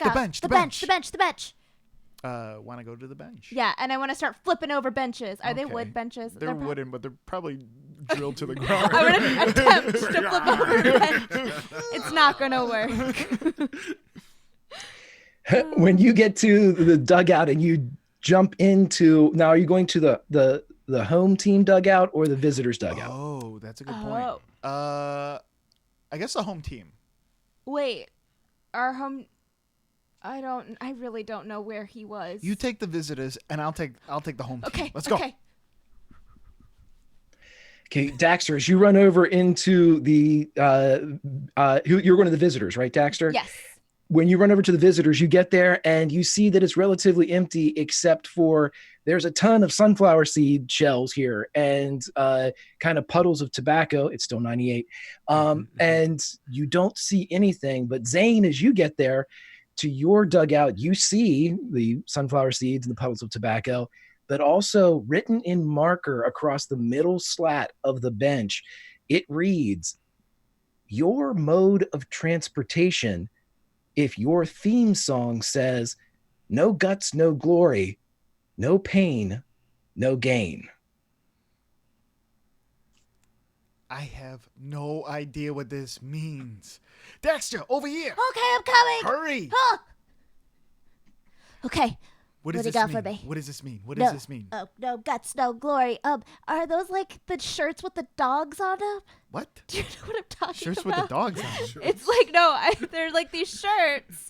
They Shirts with have dogs. hard-looking dogs on them. Oh. No fear. No, they weren't no fear. I know what you're talking about. It Yeah. was like a white dog, like a shaggy Yeah. dog Yeah, or it something. was- Or yeah. no, it was like a. It was a bulldog. No, it wasn't a bulldog. It was like one of those dogs that have the things. Oh, a on their- Rottweiler? Oh, No. no, you're Oh. talking about a Saint Bernard. You're talking about like Saint Bernard, Balto? yeah. No, Saint Bernards that No, had the barrels. Yeah, on the them. barrel thing. That Yeah, that those wasn't are- it. That's not it, no. No, they were like bulldogs. They're No, like no. they were like Bulldogs. strong dogs. Yeah. I That's can't not look it what up. this It's part is of the though. game, yeah. That's probably not what this is. Yeah. Okay. So say it again. Say it again. Okay. I only have half of it. Your mode You of read it. transportation. Yeah. But I read it. Yeah. True. Let me read it again. What Okay. in my head when I read this again, does it Greg? What say? does it sound like? As you read it again, it says, your mode of transportation if your theme song says, no guts, no glory, no pain, no gain. No guts, no glory. Chat, no pain. you are part of this as well. No You may God. help Oh. these. No guts, no Help. glory. No pain, no gain. That reminds me of the gym Theme song. theme song. What theme Your song mode is? of transportation. Okay. So, Mode of transportation. getting there. What? The bus speed. Like the movie with the bomb. Okay. What else is there? There's also mode of transportation. What's the name of the Sylvester Stallone movie? Over the top? Over the Top. Yeah. Okay, so maybe With it's the some truck? over the top something. Where he arm wrestles for the custody of his child. Yes, exactly. And That's and a the goal movie. Of owning a Volvo. Mr. Stallone, thank you so much for coming into this to this pitch. We got a great movie. The following up Rambo. Yes. We would like to pitch this movie to you. Guts, no glory. You love your son, right? Okay, so picture Yeah. you love your son so much Yeah, that I love my son. yeah, love you him, would do yeah, anything yeah. for your son, Yeah, I gotta tell you, including I do anything for my son. Yeah. arm wrestling Oh. other men. Yeah, I guess. And that's the movie. That's I'd the arm entire wrestle. movie, okay? Wait, so I'm arm wrestling for my son. Yes, and you have a truck. Oh. I don't know where that fits in exactly. Arm wrestling on the truck. Yeah, but here's the thing. Oh, When you're wrestling, right. when you're not wrestling, Okay. your hat is this way. Yeah. But when you are arm wrestling, Oh, yeah. you turn your hat the other way, Over the top. over the top. Oh. Thank you. Yes, you I won't could- make I any could- money from this movie. I could say it's like a switch, right? I could say- Yeah. Now, just to show you how the rest of that meeting went, Carlos, I believe he's executive producer on that film. Oh, So wow. not only did he hear it, he Yeah. loved it. So the meeting was actually Mr. Sloan, thank you for taking the time to hear us out. We don't Let me stop you feel- right there. I read it. I loved it. Okay. I read it. I know we know you do, but I handle all your finances. We don't think you should put your own money behind over the top. We feel like you have a long career, and maybe look at these other movies. It's this Terminator movie. Check that out. So I just want to stop and acknowledge Steph the Bard in the chat. Does the Galaxy Rangers mean anything to anyone? Steph, it only means everything, and it should mean everything to everyone. Wait, Galaxy Galaxy Rangers? Rangers? The legend, the adventures of the Galaxy What is Rangers. that? The most amazing cartoon of all time. There was this guy who was like a Wolverine analog whose name was Goose McCree. I'm not sure if it was McCree, but he was awesome. So these guys like Wait, were this is a cartoon. like they were like Texas Rangers in space. Like a Walker But Texas they- Ranger? No. Yes. But Sorry, yeah, I watched but- that with my mom. But they were like, they would just hunt people down and be like bounty hunters. Did or they whatever. have like motorcycle-y things? They had like hovery I think motorcycles? one of the guys did, but they also had spaceships that they flew around in. Wow. And it was like the weirdest action cartoon that no one has ever seen, but everyone should, and it didn't last as long as it should have because it was the greatest cartoon of all time. Oh, they're saying it was robotic horses. Yes, robotic horses. Wow. Yes. There was a Yes. certain type of kid who watched that for sure. It was obviously you. Oh yeah, it you was. you were You and Steph? No, not really. I And mean, Greg. Greg. I'd never heard of this show before. I need to look it up. Oh man, it is so hard to find. Let's just say This that on the questionnaire I gave you, somebody said Galaxy Rangers as one of their favorite TV shows. Oh yeah, someone did. Yeah. I'm not going to say who. who. Oh, okay. Is So this a Galaxy Ranger Oh, related so we don't know clue? it yet. This is you know the answer to this. Langston knows the answer. No. I mean, Steph was talking about the Galaxy Oh, Rangers. okay. Based on the riddle, though. But that's maybe. not based on the riddle. Is it based on the riddle? I mean, Greg is nodding his head yes. Oh, okay, So it yeah. is. But Wait, Langston's not here yet. Yeah, So but Langston would know. Langston would know because Oh, okay. Langston all right. loved the Galaxy Rangers. Gotcha. Because his older cousin used to watch it and talked about it and the Bionic Six. So we are standing over this bench trying to figure it out. Okay. So it's not As- the dog brand. as you're sitting there, mixed with the shells and the tobacco juice, as you ponder this, all of a sudden you see a nearly extinguished cigarette fly into the dugout at your feet, Zane. When I look up, what do I see? When I look in the direction it came from. You see in the textbook private investigator tan trench coat, a late 40s, early 50s man with slicked back, salt and pepper hair. He is wearing a pair of sunglasses that flip up, and he is lighting another cigarette because he seems to be out. And he looks at the two of you. What are you all doing? Nothing. I want to sit back on the. It's written on the bench, right? It is. Yeah, I want to sit on the bench. But that's a grown up, right? Yeah. Okay. Hello, sir. We are not causing danger to ourselves or anyone else. That's what we're doing. What are you We're doing? just hanging out. Just hanging out. Yeah. What are you up to? You smoking a cigarette? That's cool. He steps down the 2 or 3 steps into the dugout. He looks around, and as his flipped shades are flipped down in the sunglass position, he looks around and with one fluid movement of the non-cigarette filled hand, he reaches into his pocket and pulls out a badge. He quickly flips it to the two of you, and you can see FBI. Ooh. Whoa. Now, as he does this, though, I'm going to have you each roll a brains check. The DC on this is 4 because he's not being real clever about this. Daxter with a natural 20. Oh my god, I didn't even know there was anything higher than 10 in I this didn't either. It's amazing. Right? Yeah, Daxter loves all of the unsolved mystery shows, and so she is obsessed with this FBI agent now. What did She Zane watched get? The X-Files? Did she watch Zane, The you- X-Files? 100%. Zane, you see whenever he flipped it open in a practiced way that his thumb seemed to attempt to obscure a great bit of what was in what would be the photo identification portion of the badge with the block FBI beneath it in this bifold opening. However, with a natural 20, Serena, Daxter continues to watch as the badge is revealed and then the thumb is removed and it begins to close. And you can see that the picture on the badge does not look like the man that is standing in front of you.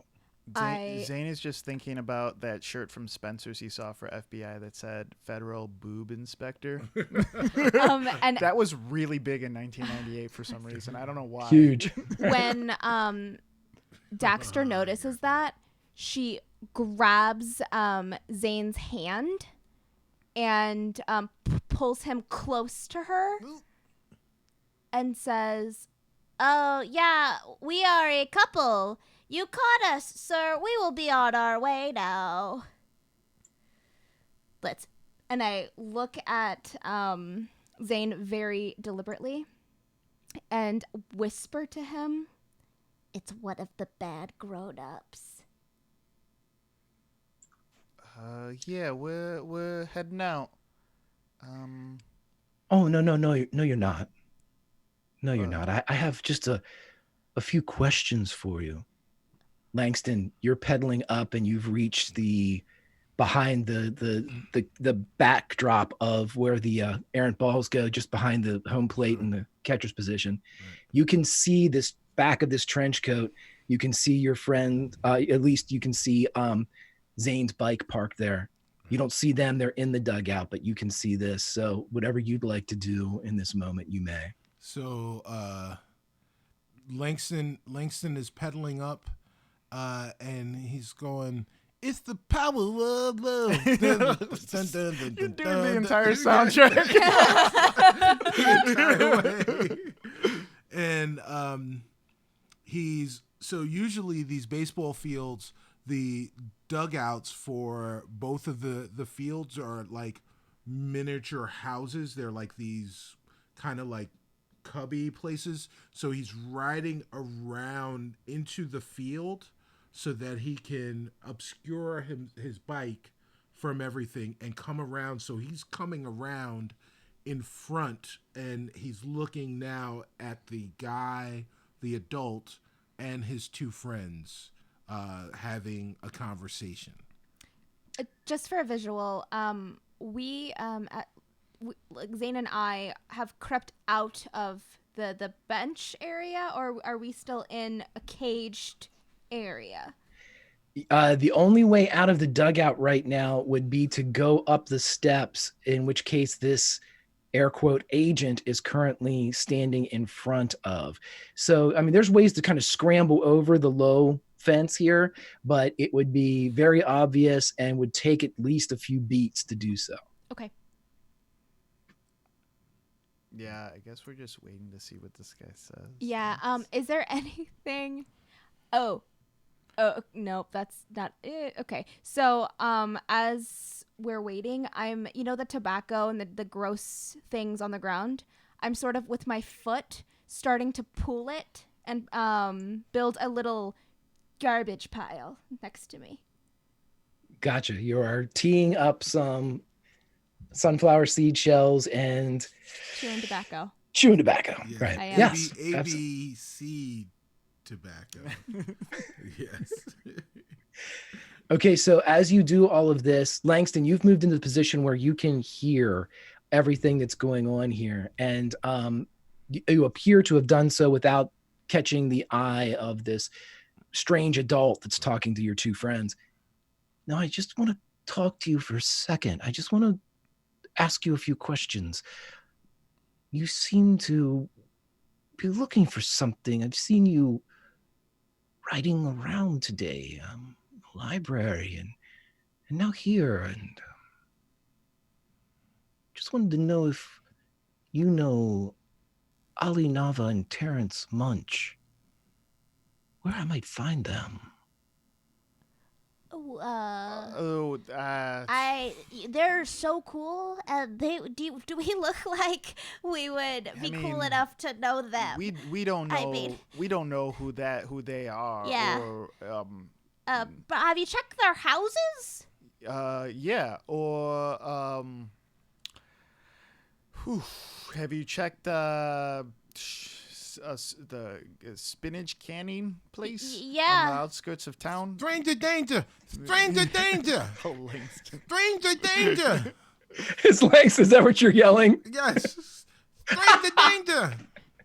Okay, so for a second, just as this agent was pulling the flip up glasses from his eyes, So cool.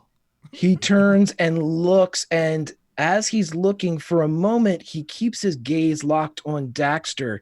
And you notice, Daxter, when he finally engages you, he has eyes that are long slits of pupils, and they blink in this direction. Nope. My conspiracies are correct. Nope. I am Nope. right. Nope. I love being right. Oh God. I'm gonna grab some of that tobacco ichor, right? And is he now looking at Langston, or is he His odd gaze has left you. This almost reptilian gaze has turned towards the stranger danger chant coming from the other end of and the outside of the dugout. So yeah, he is effectively distracted for this moment, as he did not know that Langston was there.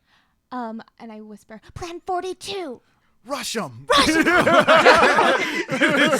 the same plan, but it just It's always it's like contextual. one of those words that means means everything. Yes. Yeah. Baba Right. Booey, Baba Booey. Right.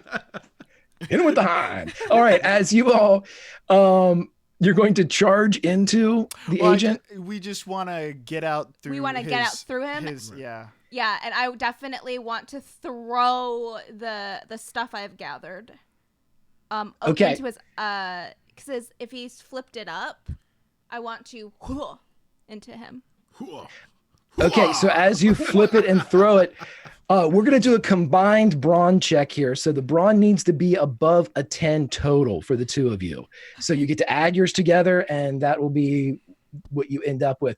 So Zane, we need go no further, as Zane has found his wheelhouse with an exploding die to an 11, which means the 10 plus an additional roll. Zane, you get a chance to show off here, as the two of you were going together to do this, but you blow this guy up. How do you do it? Yeah, I think we kind of like grab hands to like clothesline him, but realize like, oh, he's kind of like off to one side, and I just want to elbow him hard, and it's definitely in the nuts because he's much taller than me. So I just like rush past him. What would I say? What's a cool thing to say? What was a cool movie like 98? You gotta kick him in the nads. Yeah, kick him in the nards. nards. Nards. Wolfman don't have nards. Yes. Nerd check. Yeah, I love Monster Squad. Yes. So yeah, I elbow him with the nards, and I think of that line, and I kind of like giggle to myself. Yeah. Well, whatever Agent Snake has, he definitely has something that acts as nards. As you hit him in the region, he immediately exhales, but it all comes from the nose. It's a from the nose as it comes out, and he as he kind of just does that upper thigh, hands to the upper thighs as he braces against the pain that is to come. But you are then able to throw whatever mixture concoction of baseball hell into his face and escape from here. As stranger danger, I'm assuming, is continuing to be Stranger danger. In the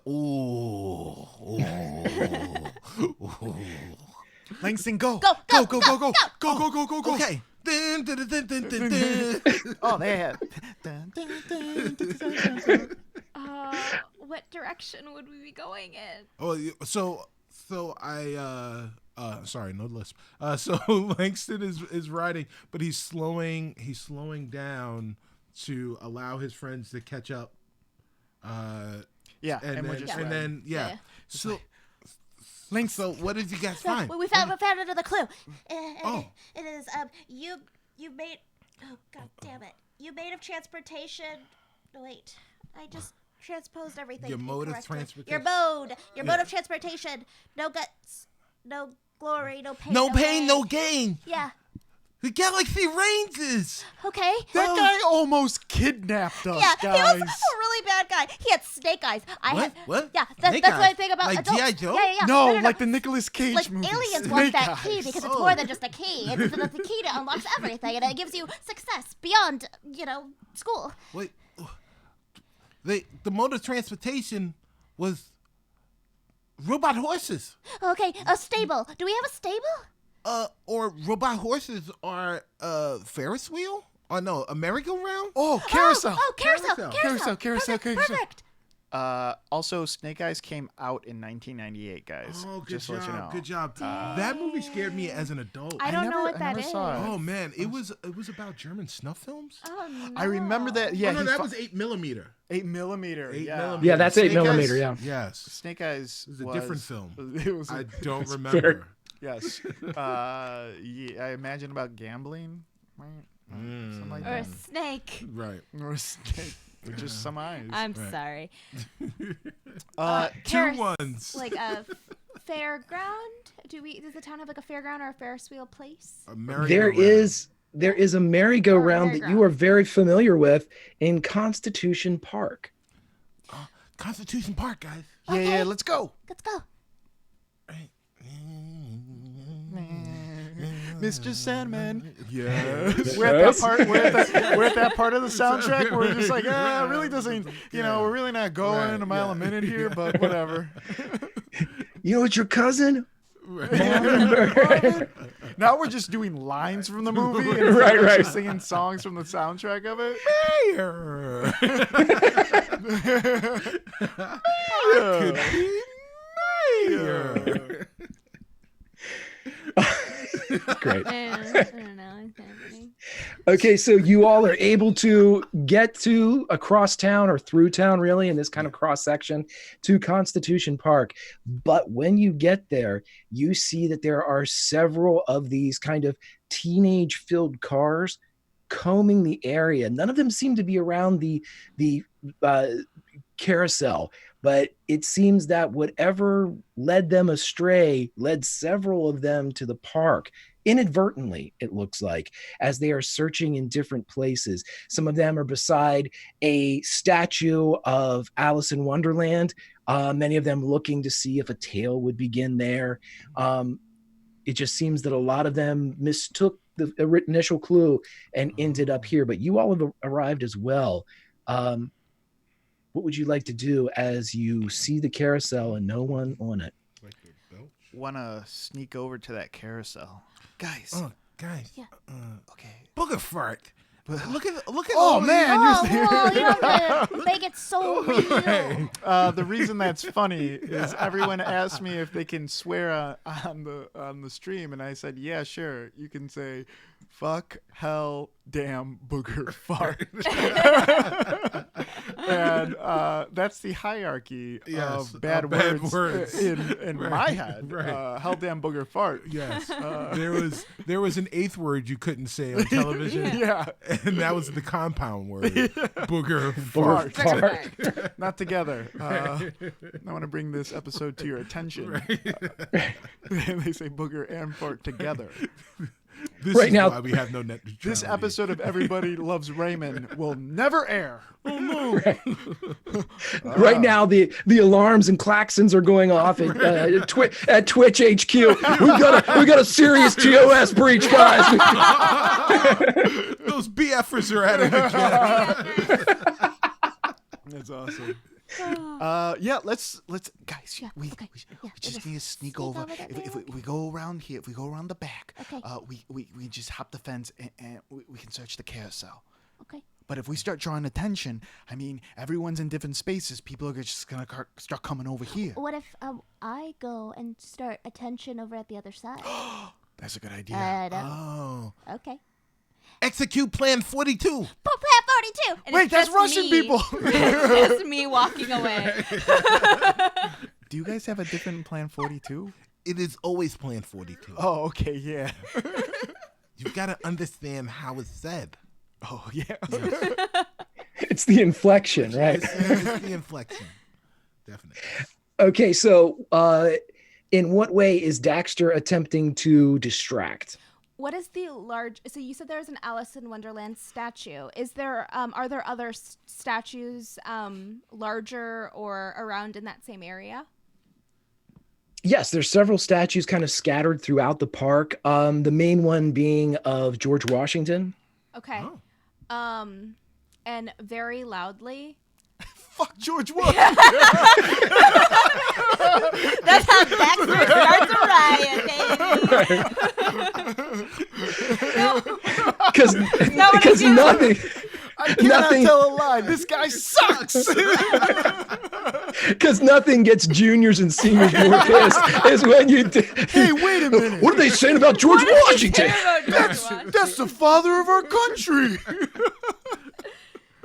Listen, you booger fart. Whoa. That's so funny. Very loudly, I say, I'm trying to think, yeah, I say, I cannot tell a lie. And I'm repeating it like it is a riddle that I have received. And I am approaching that statue, kind of, and trying to be quiet about it, but I am like harsh stage whispering. That's pretty good. Okay, perfect. So with this, I'm gonna have you. We're gonna do a charm, but it's gonna be a very low DC of 4 because these people are desperate to figure out something. They've been here for quite some time. In fact, it's a 3 because there's just people that are frustrated. It's been 45 minutes. They know they're behind. And as you come up and say that, let's see what you get. With a 5, Yeah. all of a sudden, just as, prairie dogs would look up out of their holes at the sound of what definitely seems to be somebody on the right track, a track that is not the one that they have gone off of, these kids begin to descend on the George Washington statue and descend on Daxter. Oh no. Oh no. What do you know? Hey, what do you know? As they're yelling, as they're running. Yeah. Oh, the last riddle I got, it's something about. I'm not gonna tell you. I want the key for myself. So as this wave of teenage humanity just washes over Daxter, Langston, Zane, the carousel is yours. Let's go. Let's go. Let's do it. We're doing this for Daxter. Avenge me. Right. Although we have to talk to Daxter about what she said about George Washington. it's pretty messed That up. was pretty messed up. The guy had wooden teeth. Yeah. Chopped down a And cherry chopped tree. down the cherry tree. Yeah. Okay. Yeah, that was, So now there were all these cherries all Yeah, over the place. I wonder how many cherries cherry everywhere. trees there Like, were. and he loved cherries. Yeah. To do that to his cherry, which is a messed up. I don't even know the story of why would he chop down a cherry tree? Well, Just no, for he, fun? He hated did it. trees. He's like a sociopath, He right? was Yeah. so Yeah, he's You just just like hated trees so bad. You didn't He's read like, that in just- your history book? he's like, yeah, I'm gonna chop this down. And Yeah. apparently it was Fuck just this So, tree. hey, okay to guys. lie about it too. Yeah. So I just Yeah. want to say, as a kid, my house, I had bushes in front of my house, and on either side of my driveway. And one day my parents left, and I was left home by myself. I was probably 10 or 11, and I had this wiffle ball bat that had a metal rod in it for protection. Oh my that God. that we would put the You actually put a rod inside the wiffle bat? yeah, so like if somebody came, Yeah. beat them Gotta- over. Yeah. They wouldn't even think twice about it, right? Exactly. Oh, wow. Exactly. So That's fucking awesome. Yeah. So I went outside with this wiffle ball bat, and I was standing by the bushes, and I saw some ants by the bush.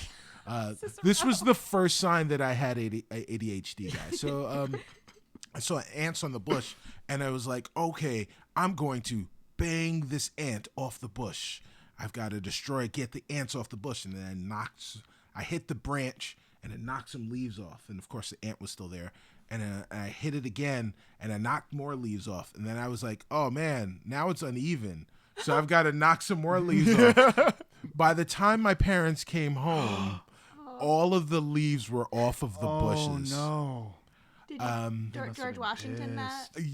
I mean, Tell- I cannot tell a lie. I have no idea what it I was was the doing. kid across the street. You know, I mean, the bat was still in my hands when they came home.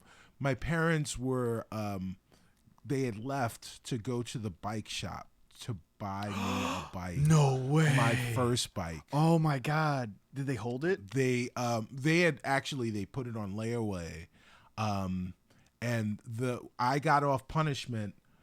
The day I got off punishment, I think 6 weeks later, my dad and I walked to the bike shop and got my bike. Oh wow. Yeah. So that was the next time I saw the light of day was to actually get the bike that was being purchased for me because I was such a great kid. Oh. After I destroyed the bushes. Yeah, bushwhacking. Yes. Truly. Langston, we don't have time for your stories right now. Langston, seriously, we need to get to the carousel. Snap out of it. Oh, sorry. You lost. They were ants. Yeah, They were you ants lost on your the list bushes. too Yeah. when you told the story. We're gonna make a Yes. run. We're Yeah. gonna make a run for it. I have no lisp and flashbacks. Flashback. This flashback is lisp-less. Okay, as you get to the carousel, no need for a roll. The distraction was perfect by Daxter. And as you get to this, it's not active and moving. It's one of those ones that's like people powered, and it's small, only about 6 horses in the whole thing. But when you look there, you see written on a ribbon that goes down the mane of the white horse, which is the one that a lot of people like to ride the most, I guess, but it's part of the rein and part of the ribbon of it.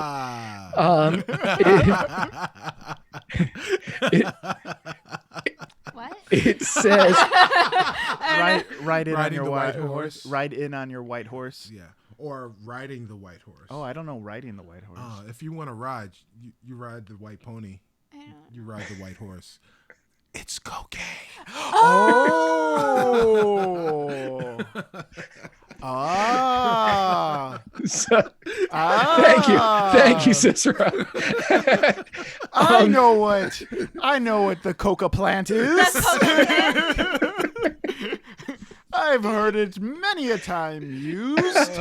Yeah. Okay, so as you see the ribbon on the white horse, it reads the following, written in that same kind of perfect block penmanship that you have seen in the library on the back of the dugout bench. And it says, "If you are the love of the Slayer's life, where might you see your namesake?" Okay, if you're the love of the I know Slayer's it. life. I know it. If I'm you're not the there. love of the Slayer's life. Okay. If you are the love of the Slayer's life. Dragon Slayer. Dragon Slayer. Dragon Slayer. Yes. Okay. Yes. Princess. Something about the princess. Then. Okay. The love of the. Okay. If you are the love Right. of the Slayer's life. What was the last line? Where might you see your namesake? Where might you see your namesake? If you're the love of the Slayer's life. Where might you see Where your might you namesake? see it? Maybe on a shield because you're a dragon slayer. Oh, or yeah, something like yeah, that. there you go. Might be, if you're the slave, where might you see it?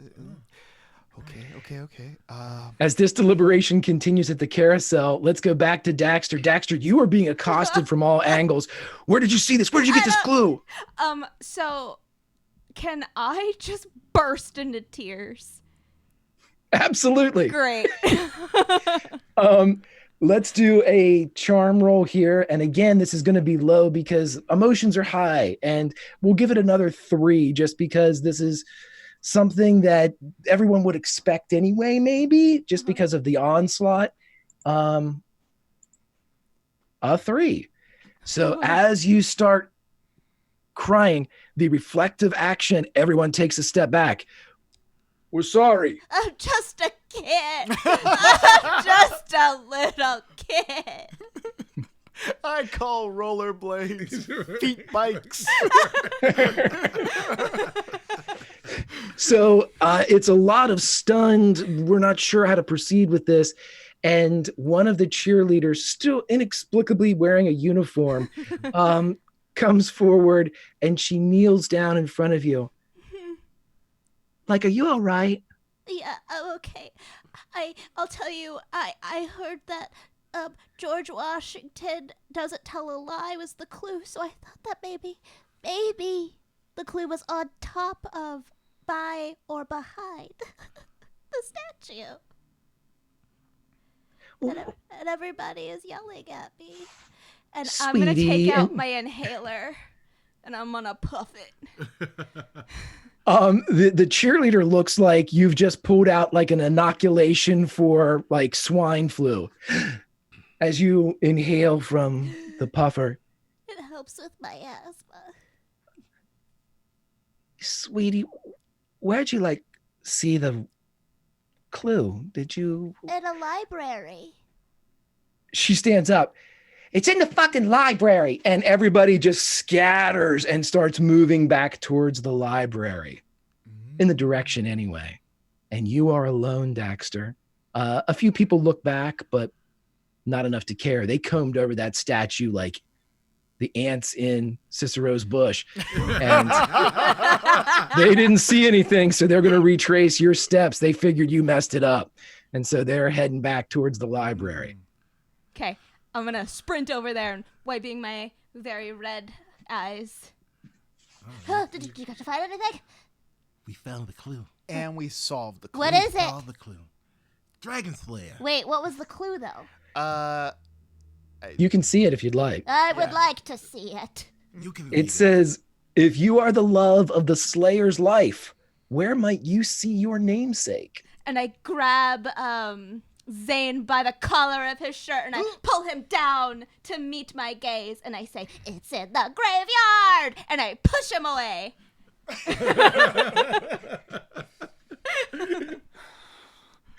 In the graveyard. Wait, Yeah, why? Angel. Oh, it's very, very, very romantic. The Slayer, she was the first one, not the first one, she is the Slayer. One woman chosen to rid the world of demons and vampires. But what does it mean? Why is, if you, Angel. It's at the arcade with the Dragon Slayer. No, Angel, do you know David Boreanaz? He is a very, very handsome man. He has a large forehead, but man, he has a very attractive gaze. You mean David Boreanaz from Bones? That hasn't come out yet? That's right. Yeah. But he was a vampire, and Okay. he lived inside of like a mausoleum. No, he didn't, but that's where he would be. Okay, well, let's go to the old creepy graveyard. Yeah. As you all turn around to sneak back towards your bikes, you see a familiar figure in a tan trench coat. And as he looks, or as you look at him, you see that he's holding Cicero's bike up by the seat. Zane, you see that your bike only has one wheel now, as the front posts and pegs have been torn asunder and the wheel itself gone.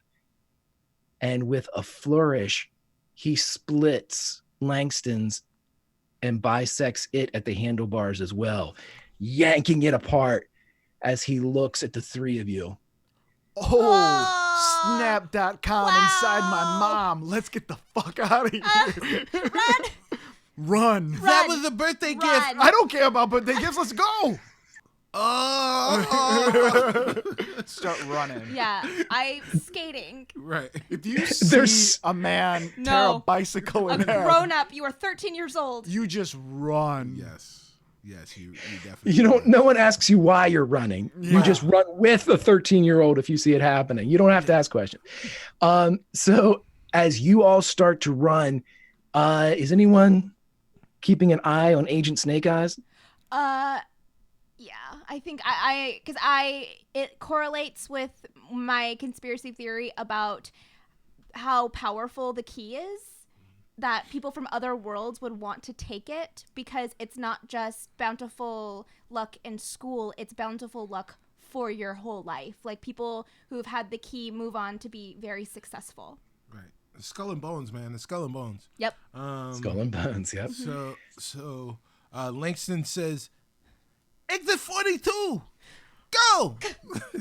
Yeah, we all go in different directions. Okay. It's always something 42. Yeah. So with the inflected 42 ringing out in Constitution Park, as you turn around, Daxter, you see in perfect T1000 mockery this agent posting his hands as he begins to pick up speed, running towards you. As My nightmare. yeah, as he begins to and then the rest of you, as you split, you see this streak go down as he has identified you as having figured out whatever this riddle must have been. I'm going to need you to roll a flight roll right now, and we're going to put this at a DC of this is going to be fairly tough. So we're going to make it a 7 for you, as you do have rollerblades on. So Yes. He tore a bike in half. I'm just a little kid. I'm just a child. With a 15, Whoa.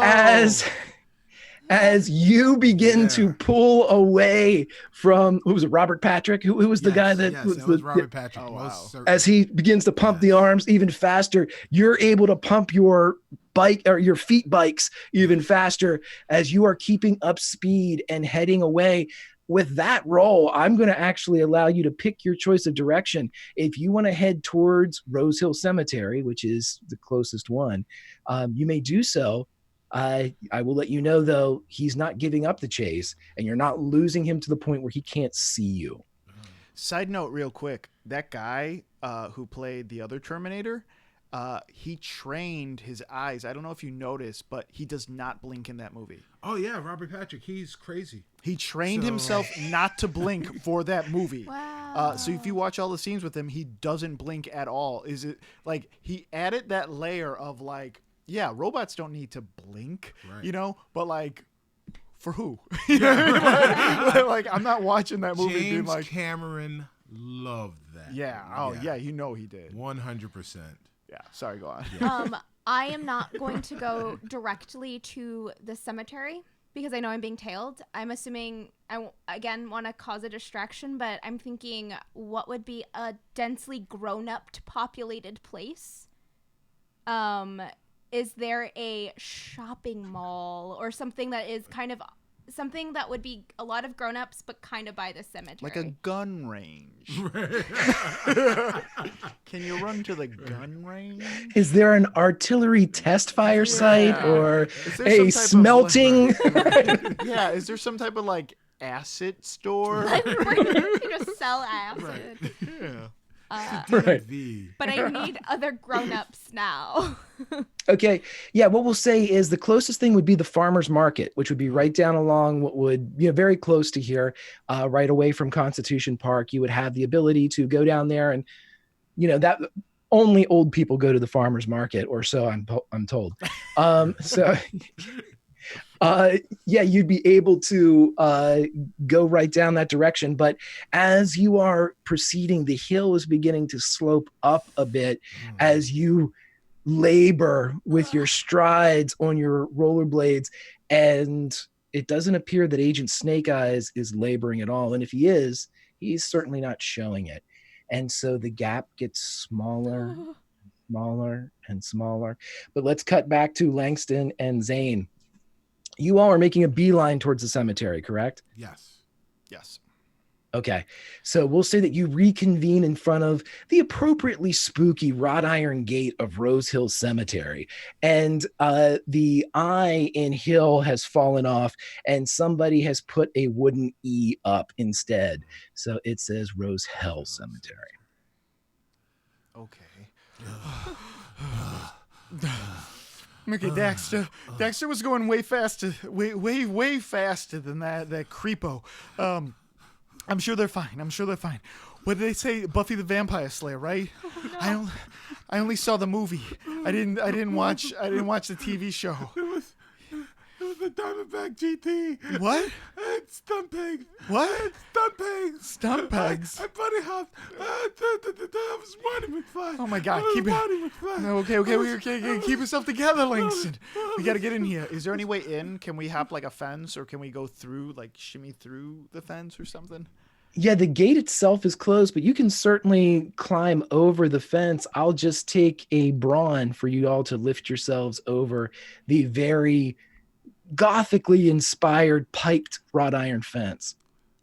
Oh, yeah, let's do it. You up for this? I got a cryptolock. What? I had a cryptolock. What are you talking about? I threw those stupid penny savers every day for 6 months for a cryptolock, and it was supposed to protect it. Okay. We'll get you a new one. We'll get you a ton of them. Daxter could be dead right now. Let's just get in, get it, and get back, okay? I wish I could bring my bike. Okay, you need to chill out, Lynx. Okay, we just gotta hop this and get going. All right. I'm climbing it. Okay, so the penny saver stuff was real, man. That hit real close to home for me.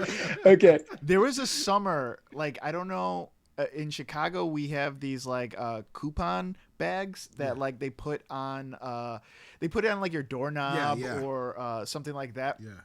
And there was one summer before it was right after high school. That was my job. Like, I would pick up 1,000 of these things, throw it in the back of my car, and I'd wear these like this really big like paperboy bag. Yeah. And I'd have to go door to door to door, like literally like 800, 900 like doors, and just like put these coupons on, and there was always like a van that would like check to see, and they had it like down to a science, because like it was the end of the summer and I was just like, I don't care about this job. So like, instead of going to 900 homes, I would just go to one dumpster, and like toss them all in there and be like, see ya. So what you're saying is that you were actually in training to become a U.S. mail carrier, U.S. postal worker. Yeah. Shout out to the U.S. Postal Service. Hashtag sponsored. Hashtag sponsored. Yeah, they're sponsoring RPG streams now. That's what the U.S. Postal Service is now doing with text. Here go the alarms at TOS Twitch again. Oh, what are these guys up to? They're cracking all the codes. Oh, David, I said it too. I said it too. There's another guy in another thing. It's like, oh yeah, we got something here. This is definitely an internal matter now, right?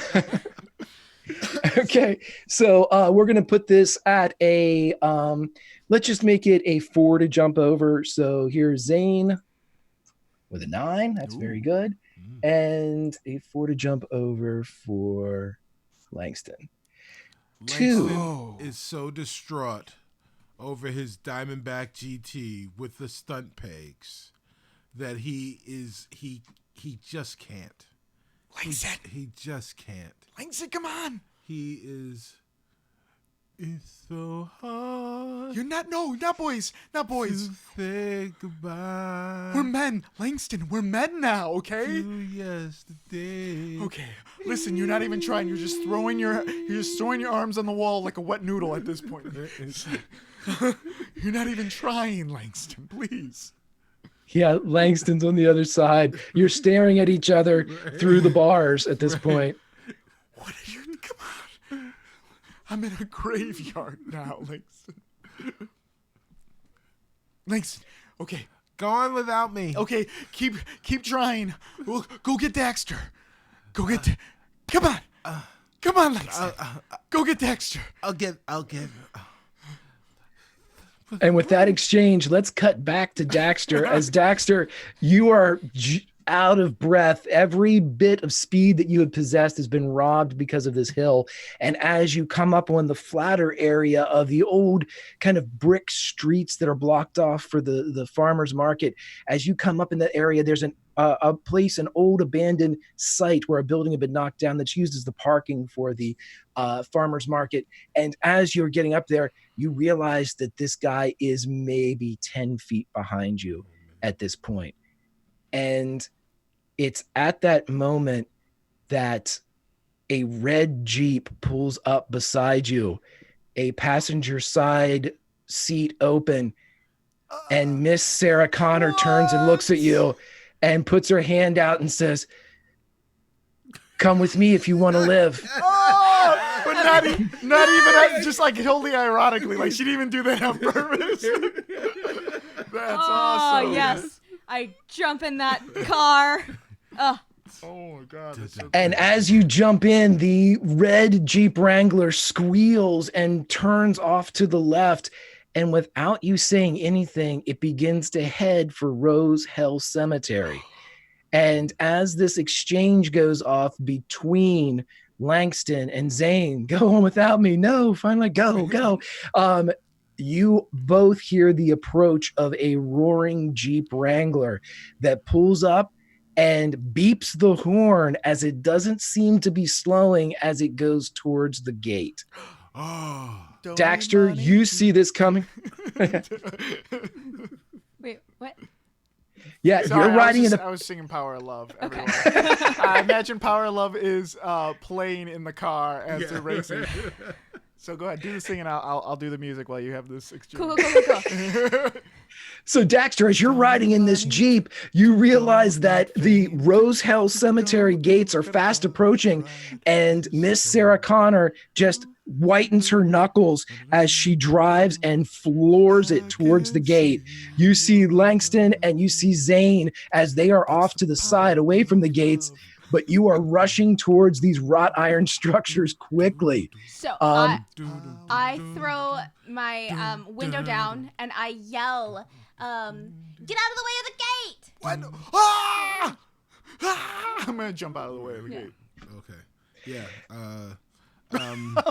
Langston depressingly just moves. You're gonna die. He's far enough away from the gate that he's not in any danger, but he just kind of moves away. This is how we're going to handle this. Zane, you're the only one that sees this because of your kind of positioning. You turn as you dive away to make sure Langston's all right, and everything slows down. The Jeep Wrangler hits these large wrought iron gates as Langston slowly and forlornly turns. And instead of a Michael Bay moment where there's an explosion and Langston's walking away from it, the left wrought iron gate breaks completely free and flips and pegs and bounces, and it bounces right, 2 inches over Langston's head as you witness this, somewhere Michael Bay is erect. He's just, and it's perfect as it bangs off to the side, and she continues in and hits her brakes for a second as the red on red of the Jeep and brake lights kind of correspond, and she yells at the two of you, "Get in!" Oh, yeah. Get in. I almost died. That gate split just like my bike. Okay. I'm pulling him in. Whatever sadness he has, I am grabbing it. I've always wanted to do this. I want to try to slide across the hood. Like the hood of the car. Okay. Let's do a... Okay, yeah. I tell you what, let's do a grit here because this is the moment. All right. Yeah. So let's do a grit. The moment. And this is we're going to say a DC is 7 because it's still a Jeep Wrangler. It's not like, you're jumping over like a Dodge high. Ram or something. Yeah. All right. So we're looking at a 6 here. 11. Yeah. So with an 11, somewhere Huey Lewis. Yeah. Yeah, Hugh, this is the late 90s, and somewhere Huey in the news, they perk their ears up. Wait a minute. We need Someone's to get singing our paid. songs. Royalty checks. Someone's singing her song in a graveyard right now. We're back in the game, boys. So as you slide over, the Jeep continues and it goes through what is actually a footpath through the cemetery, and it quickly ends in front of a mausoleum. The door on the mausoleum seems to be cracked and entering into a dark, or at least dark in comparison to the outside. And the entire exterior is decorated in carved angels. Miss Connor, what just happened? How do you know? Do you know that person? I do. Don't worry. I'll hold him off. And as she looks at you, you see her eyes blink this way. That was in character. It was. Done. Okay. And getting out of the car, I guess, and going Let's do it. through that door. How did you find Miss Connor? She found me. I almost died. That guy, he almost grabbed me. He has snake eyes. She has snake eyes. Wait, yes. Langston has depression. I like how we're talking about our problems.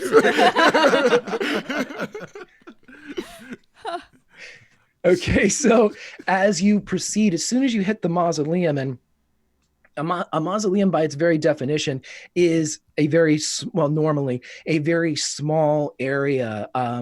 Some of the more intricate ones in Europe have like a lower level for a family, but this one has nothing and a set of military grade stairs, metal on metal with railing and steps heading down, and about halfway down, a light bulb, bare, illuminates the stairs. This is like the initiative season for Buffy. This What? might be the initiative. Well, Calm what down, happened- guys. Calm down. Let's go downstairs. Okay, let's be real quiet though. Oh, let's yeah, do yeah. let's do it sneakily. Sneakily. Let's do the okay. That knows what she's all right. doing, I guess. Yeah.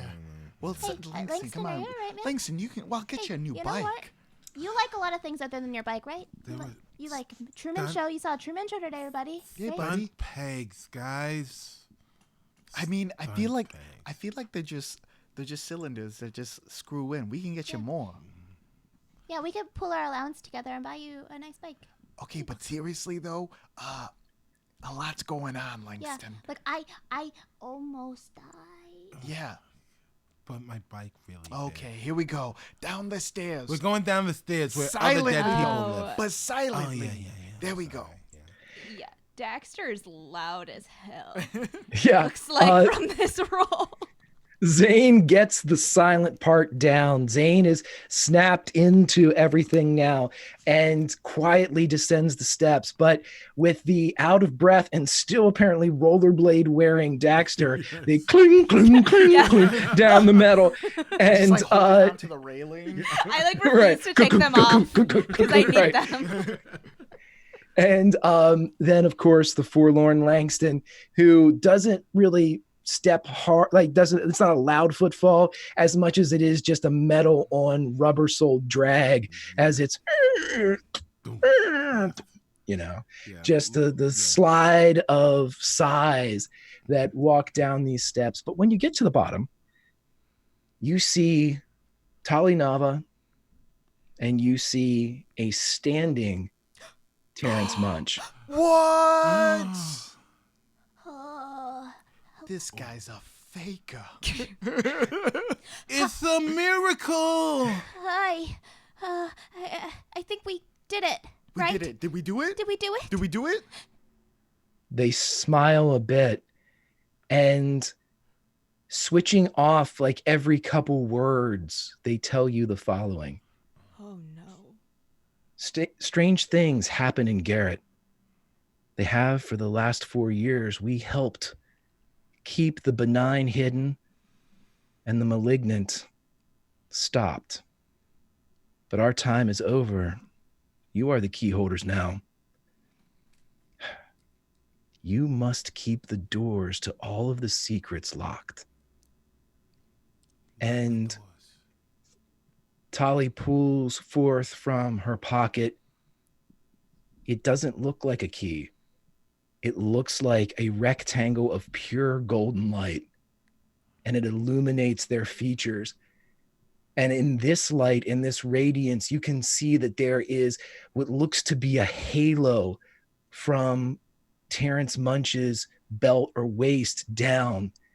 And it seems to engulf his legs in this light as he kind of shifts back and forth on them, seemingly still learning to use them. And she extends towards you the key. Will you accept? This is literally everything I've wanted for my entire life. Guys, code 42. We all reach for We the reach same for the thing. Oh, I love that we do. And that's where we end this session of Kids on Bikes. That was wonderful. That was awesome, Greg. That was so cool. That was so much fun. That was awesome. What a great ending. I want that as art. I want that as art. I want that picture of Langston and Zane and Daxter reaching for the key. That's so good. Love it, Oh friends. my Love it. God. I loved it. That was so fun, guys. Yeah, Whew. yeah, I'm man. like sweaty. Yeah, Greg, that was so good. That was so that good. was awesome. Thank you. You wrote all that in like, did you? And I should tell everyone that like I asked you to like fill in like earlier this week, and you did all that and put this all together. That's fantastic. Thank you so much. Oh, thank you guys for having me. I appreciate it. That's so good. Cool. I'm like not in that headspace. know, I'm like I'm everyone else. Just kind of Like, shell shocked right Yeah. Thinking now. about the story. Yeah, Oh yeah. my There are snake people, and you know, Oh, Yeah. I mean, Langston and his friends are key holders now, but yes, Langston. we Yeah. have to protect the school from evil. I have Yes. so many more questions. Though. Yes, Like I yes, just have more so many more questions questions. than- I yeah. was You, just so like- excited. The writer of this story was the showrunner for Lost. Yeah. Yeah. The questions have been answered, but more questions have been asked. Aw. Oh wow, that was so good. Yes. Cool. Well, let's wrap up. Wow, chat, you guys were great. Thank you for playing along with us. Thanks for adding in your nostalgic moments. Yes. I love talking about stuff from the 90s so much. I'm a pop culture person for sure. As Never could have guessed. yeah, as everyone knows, I stop all games so I can make more pop culture references. I love it so much.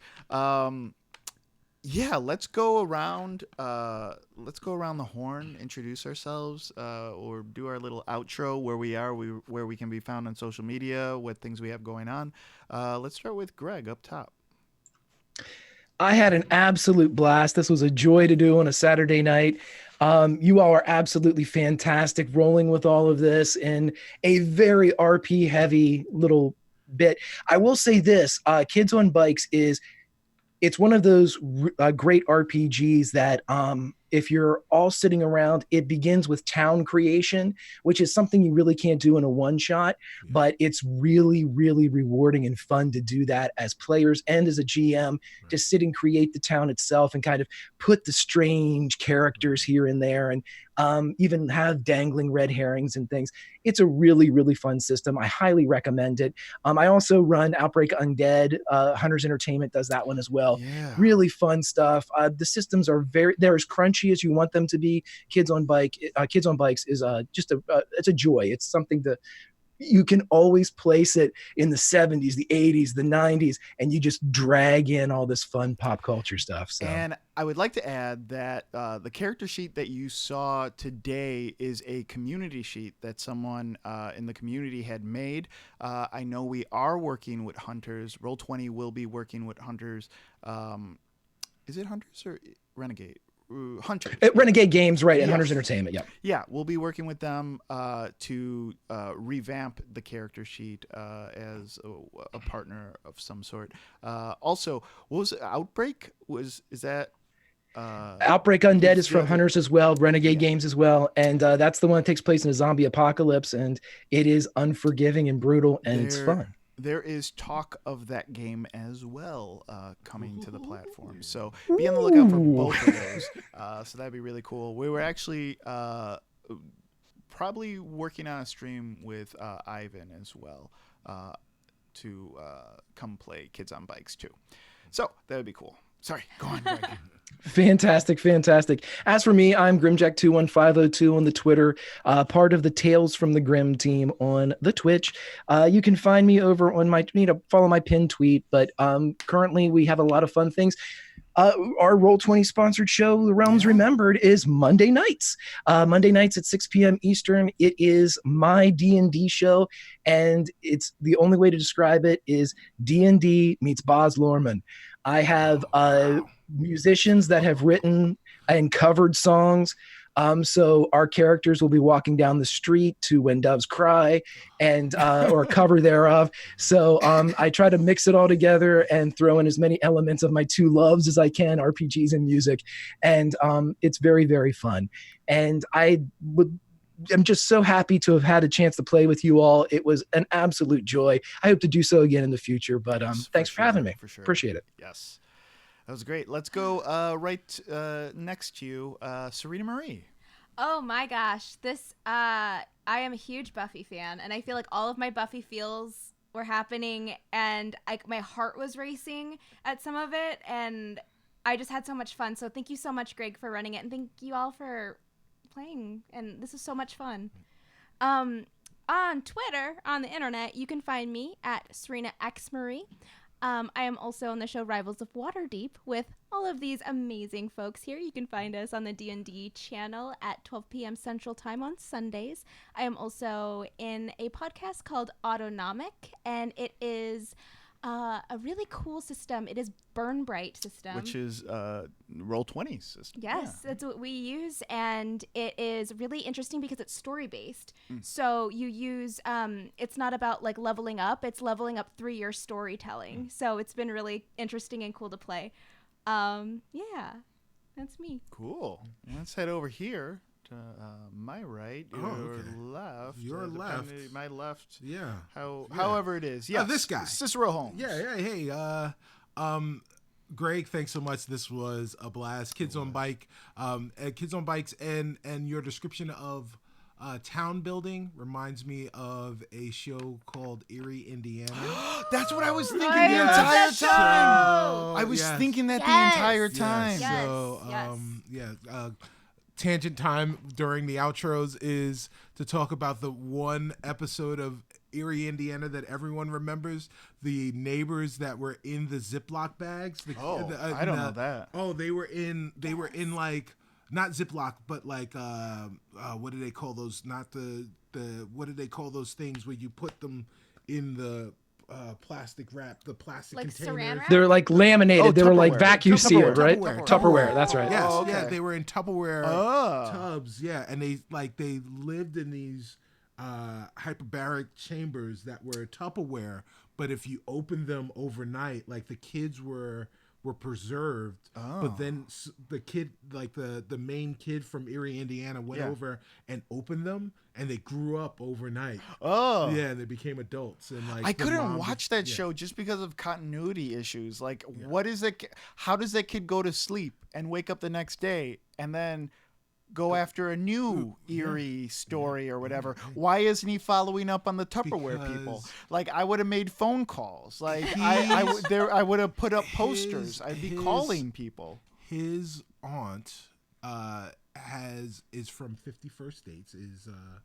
Is 51st Dates. Yeah, 51st Dates, the Adam Sandler film. Drew Barrymore? With Drew Barrymore. Drew Barrymore is the aunt? Yeah, his aunt is Drew Barrymore's aunt, and they both have they both wake up with amnesia every day. Every day? Every day. Is that the premise? No, not at all. Oh. Not at all. I just made all that shit up. I hate you so much. I made all that shit up. You had me. So confused. I've been confused this whole session. I was sitting there going, no, she's not. What?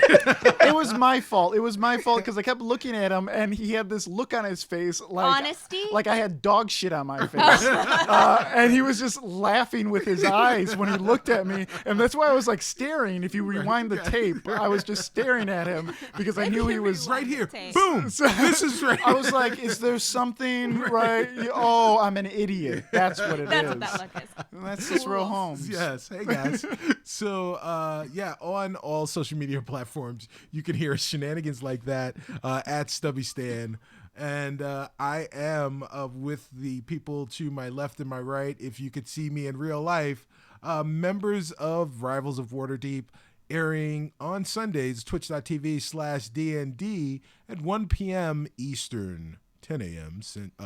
Pacific, because I don't know time zones. But those are the right time zones where I am DMing. And so if you come tomorrow, it will be a very, very special episode. I don't know. Lisa Turtle will have Turtle. Yeah, Lisa Turtle. Lisa That's Turtle me. will have she'll be taking some caffeine pills. Yeah. I know that was Jessie Yeah, Spano. yeah, She that- was so excited. But like Lisa could have had a problems too that we Yeah. didn't know about. Yeah. Right, we didn't actually explore Lisa, Lisa- other We than her actually being very didn't. fashionable. Yeah. I know, Yes. because she's my favorite character. yes. Yeah, that's Yeah. a good Anyway. point. We Yeah. can talk about that later. Yeah, Lisa's Yeah. dad was really rich. It's so, tomorrow morning. Yeah, right. So It is late. you can hear me on Rivals of Waterdeep and see me on Rivals of Waterdeep. You can also hear me on the Discovery Debrief podcast, where we're talking all things Star Trek, the newest versions of Trek. That is Star Trek Discovery, Star Trek Picard, Star Trek Lower Decks. And there was lots and lots of Star Trek news, especially if you were paying attention today, because New York CC, they had a lot of news. So we'll be talking about that. Also, I'm on the Incomparable Podcast Network and just did a podcast where we did an X-Men draft, where we drafted our own X-Men team. Oh. So check that out. To like fight each other, or to Your perfect team. your perfect X-Men Oh. team. It is, I think it's 460. It's called The Real McCoy. So check that out. Wow. It's actually pretty good. That's pretty cool. Yeah. I gotta think about that now. How many people you get on your team? 4. You get 4 4, people on your okay. team. God. Okay. 4 people on your team. So we draft our teams, Okay. we name our teams, Yeah. and we give our teams a purpose. Not a porpoise, but a porpoise. purpose. Oh, everyone gets a porpoise. Purpose. You No. get porpoise. You get Yeah, porpoise. so long and thanks for all the fish. They left. Yes. Awesome. I'm just thinking of Wolverine with a porpoise on his claws. Hey everyone, my name is Carlos Luna. You can find me on all social media under Carlos Crits. You can find me next at Gamehole Con? Nope, we are going to be at Big Bad Con. Big next. Bad Con. Yes, Yes. that's next week. Wow. Okay, yeah. That is Thursday we are leaving. Okay, yes. Uh-huh. I knew that. Big Bad Con. We are yeah. on a panel. That's true. Okay. Well, Yep. you don't have to show off about all you don't have to show off about all the things you remember. Yeah, it's only because I'm on Red Bull right now. Thank you so much for watching this stream. We really do appreciate it. Once again, this is Roll20 Con, 2 days of streaming for charity. We had a full day of streaming today, and we'll have a full day of streaming tomorrow. All the streams from today will be on YouTube by tomorrow. So if you want to check out Fiasco with the crew of Plot Hunters, that'll be there. A Take This panel for mental health. If you want to see me distract Adam Cobal from planning his Pathfinder game for tomorrow, you can definitely see that, because that's all that happened. All we talked about was 3 men and a baby and Steve Gutenberg's career. So a lot of things we did, and then of course Kids on Bikes, which you saw today. Tomorrow though, we will have that Pathfinder game that I distracted Adam from building. He will be playing with some real people. So if you catch up on that YouTube tonight, you'll know all the secrets. And then we have a game creator panel, which you have to watch. James Intricasso from Burn Bright Writer, Alex Roberts from For the Queen, Brandon Dixon from Swords Fall, and Jim McClure from Reach on Titan will all be on that panel. And then closing out Roll20 Con, we have Call of Cthulhu, actually. The crew at Chaosium will be doing that. So who better to watch play Call of Cthulhu than the publishers of Call of Cthulhu, who will be streaming from Australia. They're on the other side Boy. of world. us, the Yeah. other side of the world, Right. which I believe it is either very late in the day or very early in the day whenever they stream. Tomorrow, So, yeah, but both, Yeah, yes. which also it's tomorrow but it's the day after tomorrow for them, Right. I believe. However, science and time zones work. So thank you so much for Time is a Chaosium. flat circle. We are raising money for Take This. So if you want to know how to get involved with that, go to takethis.org.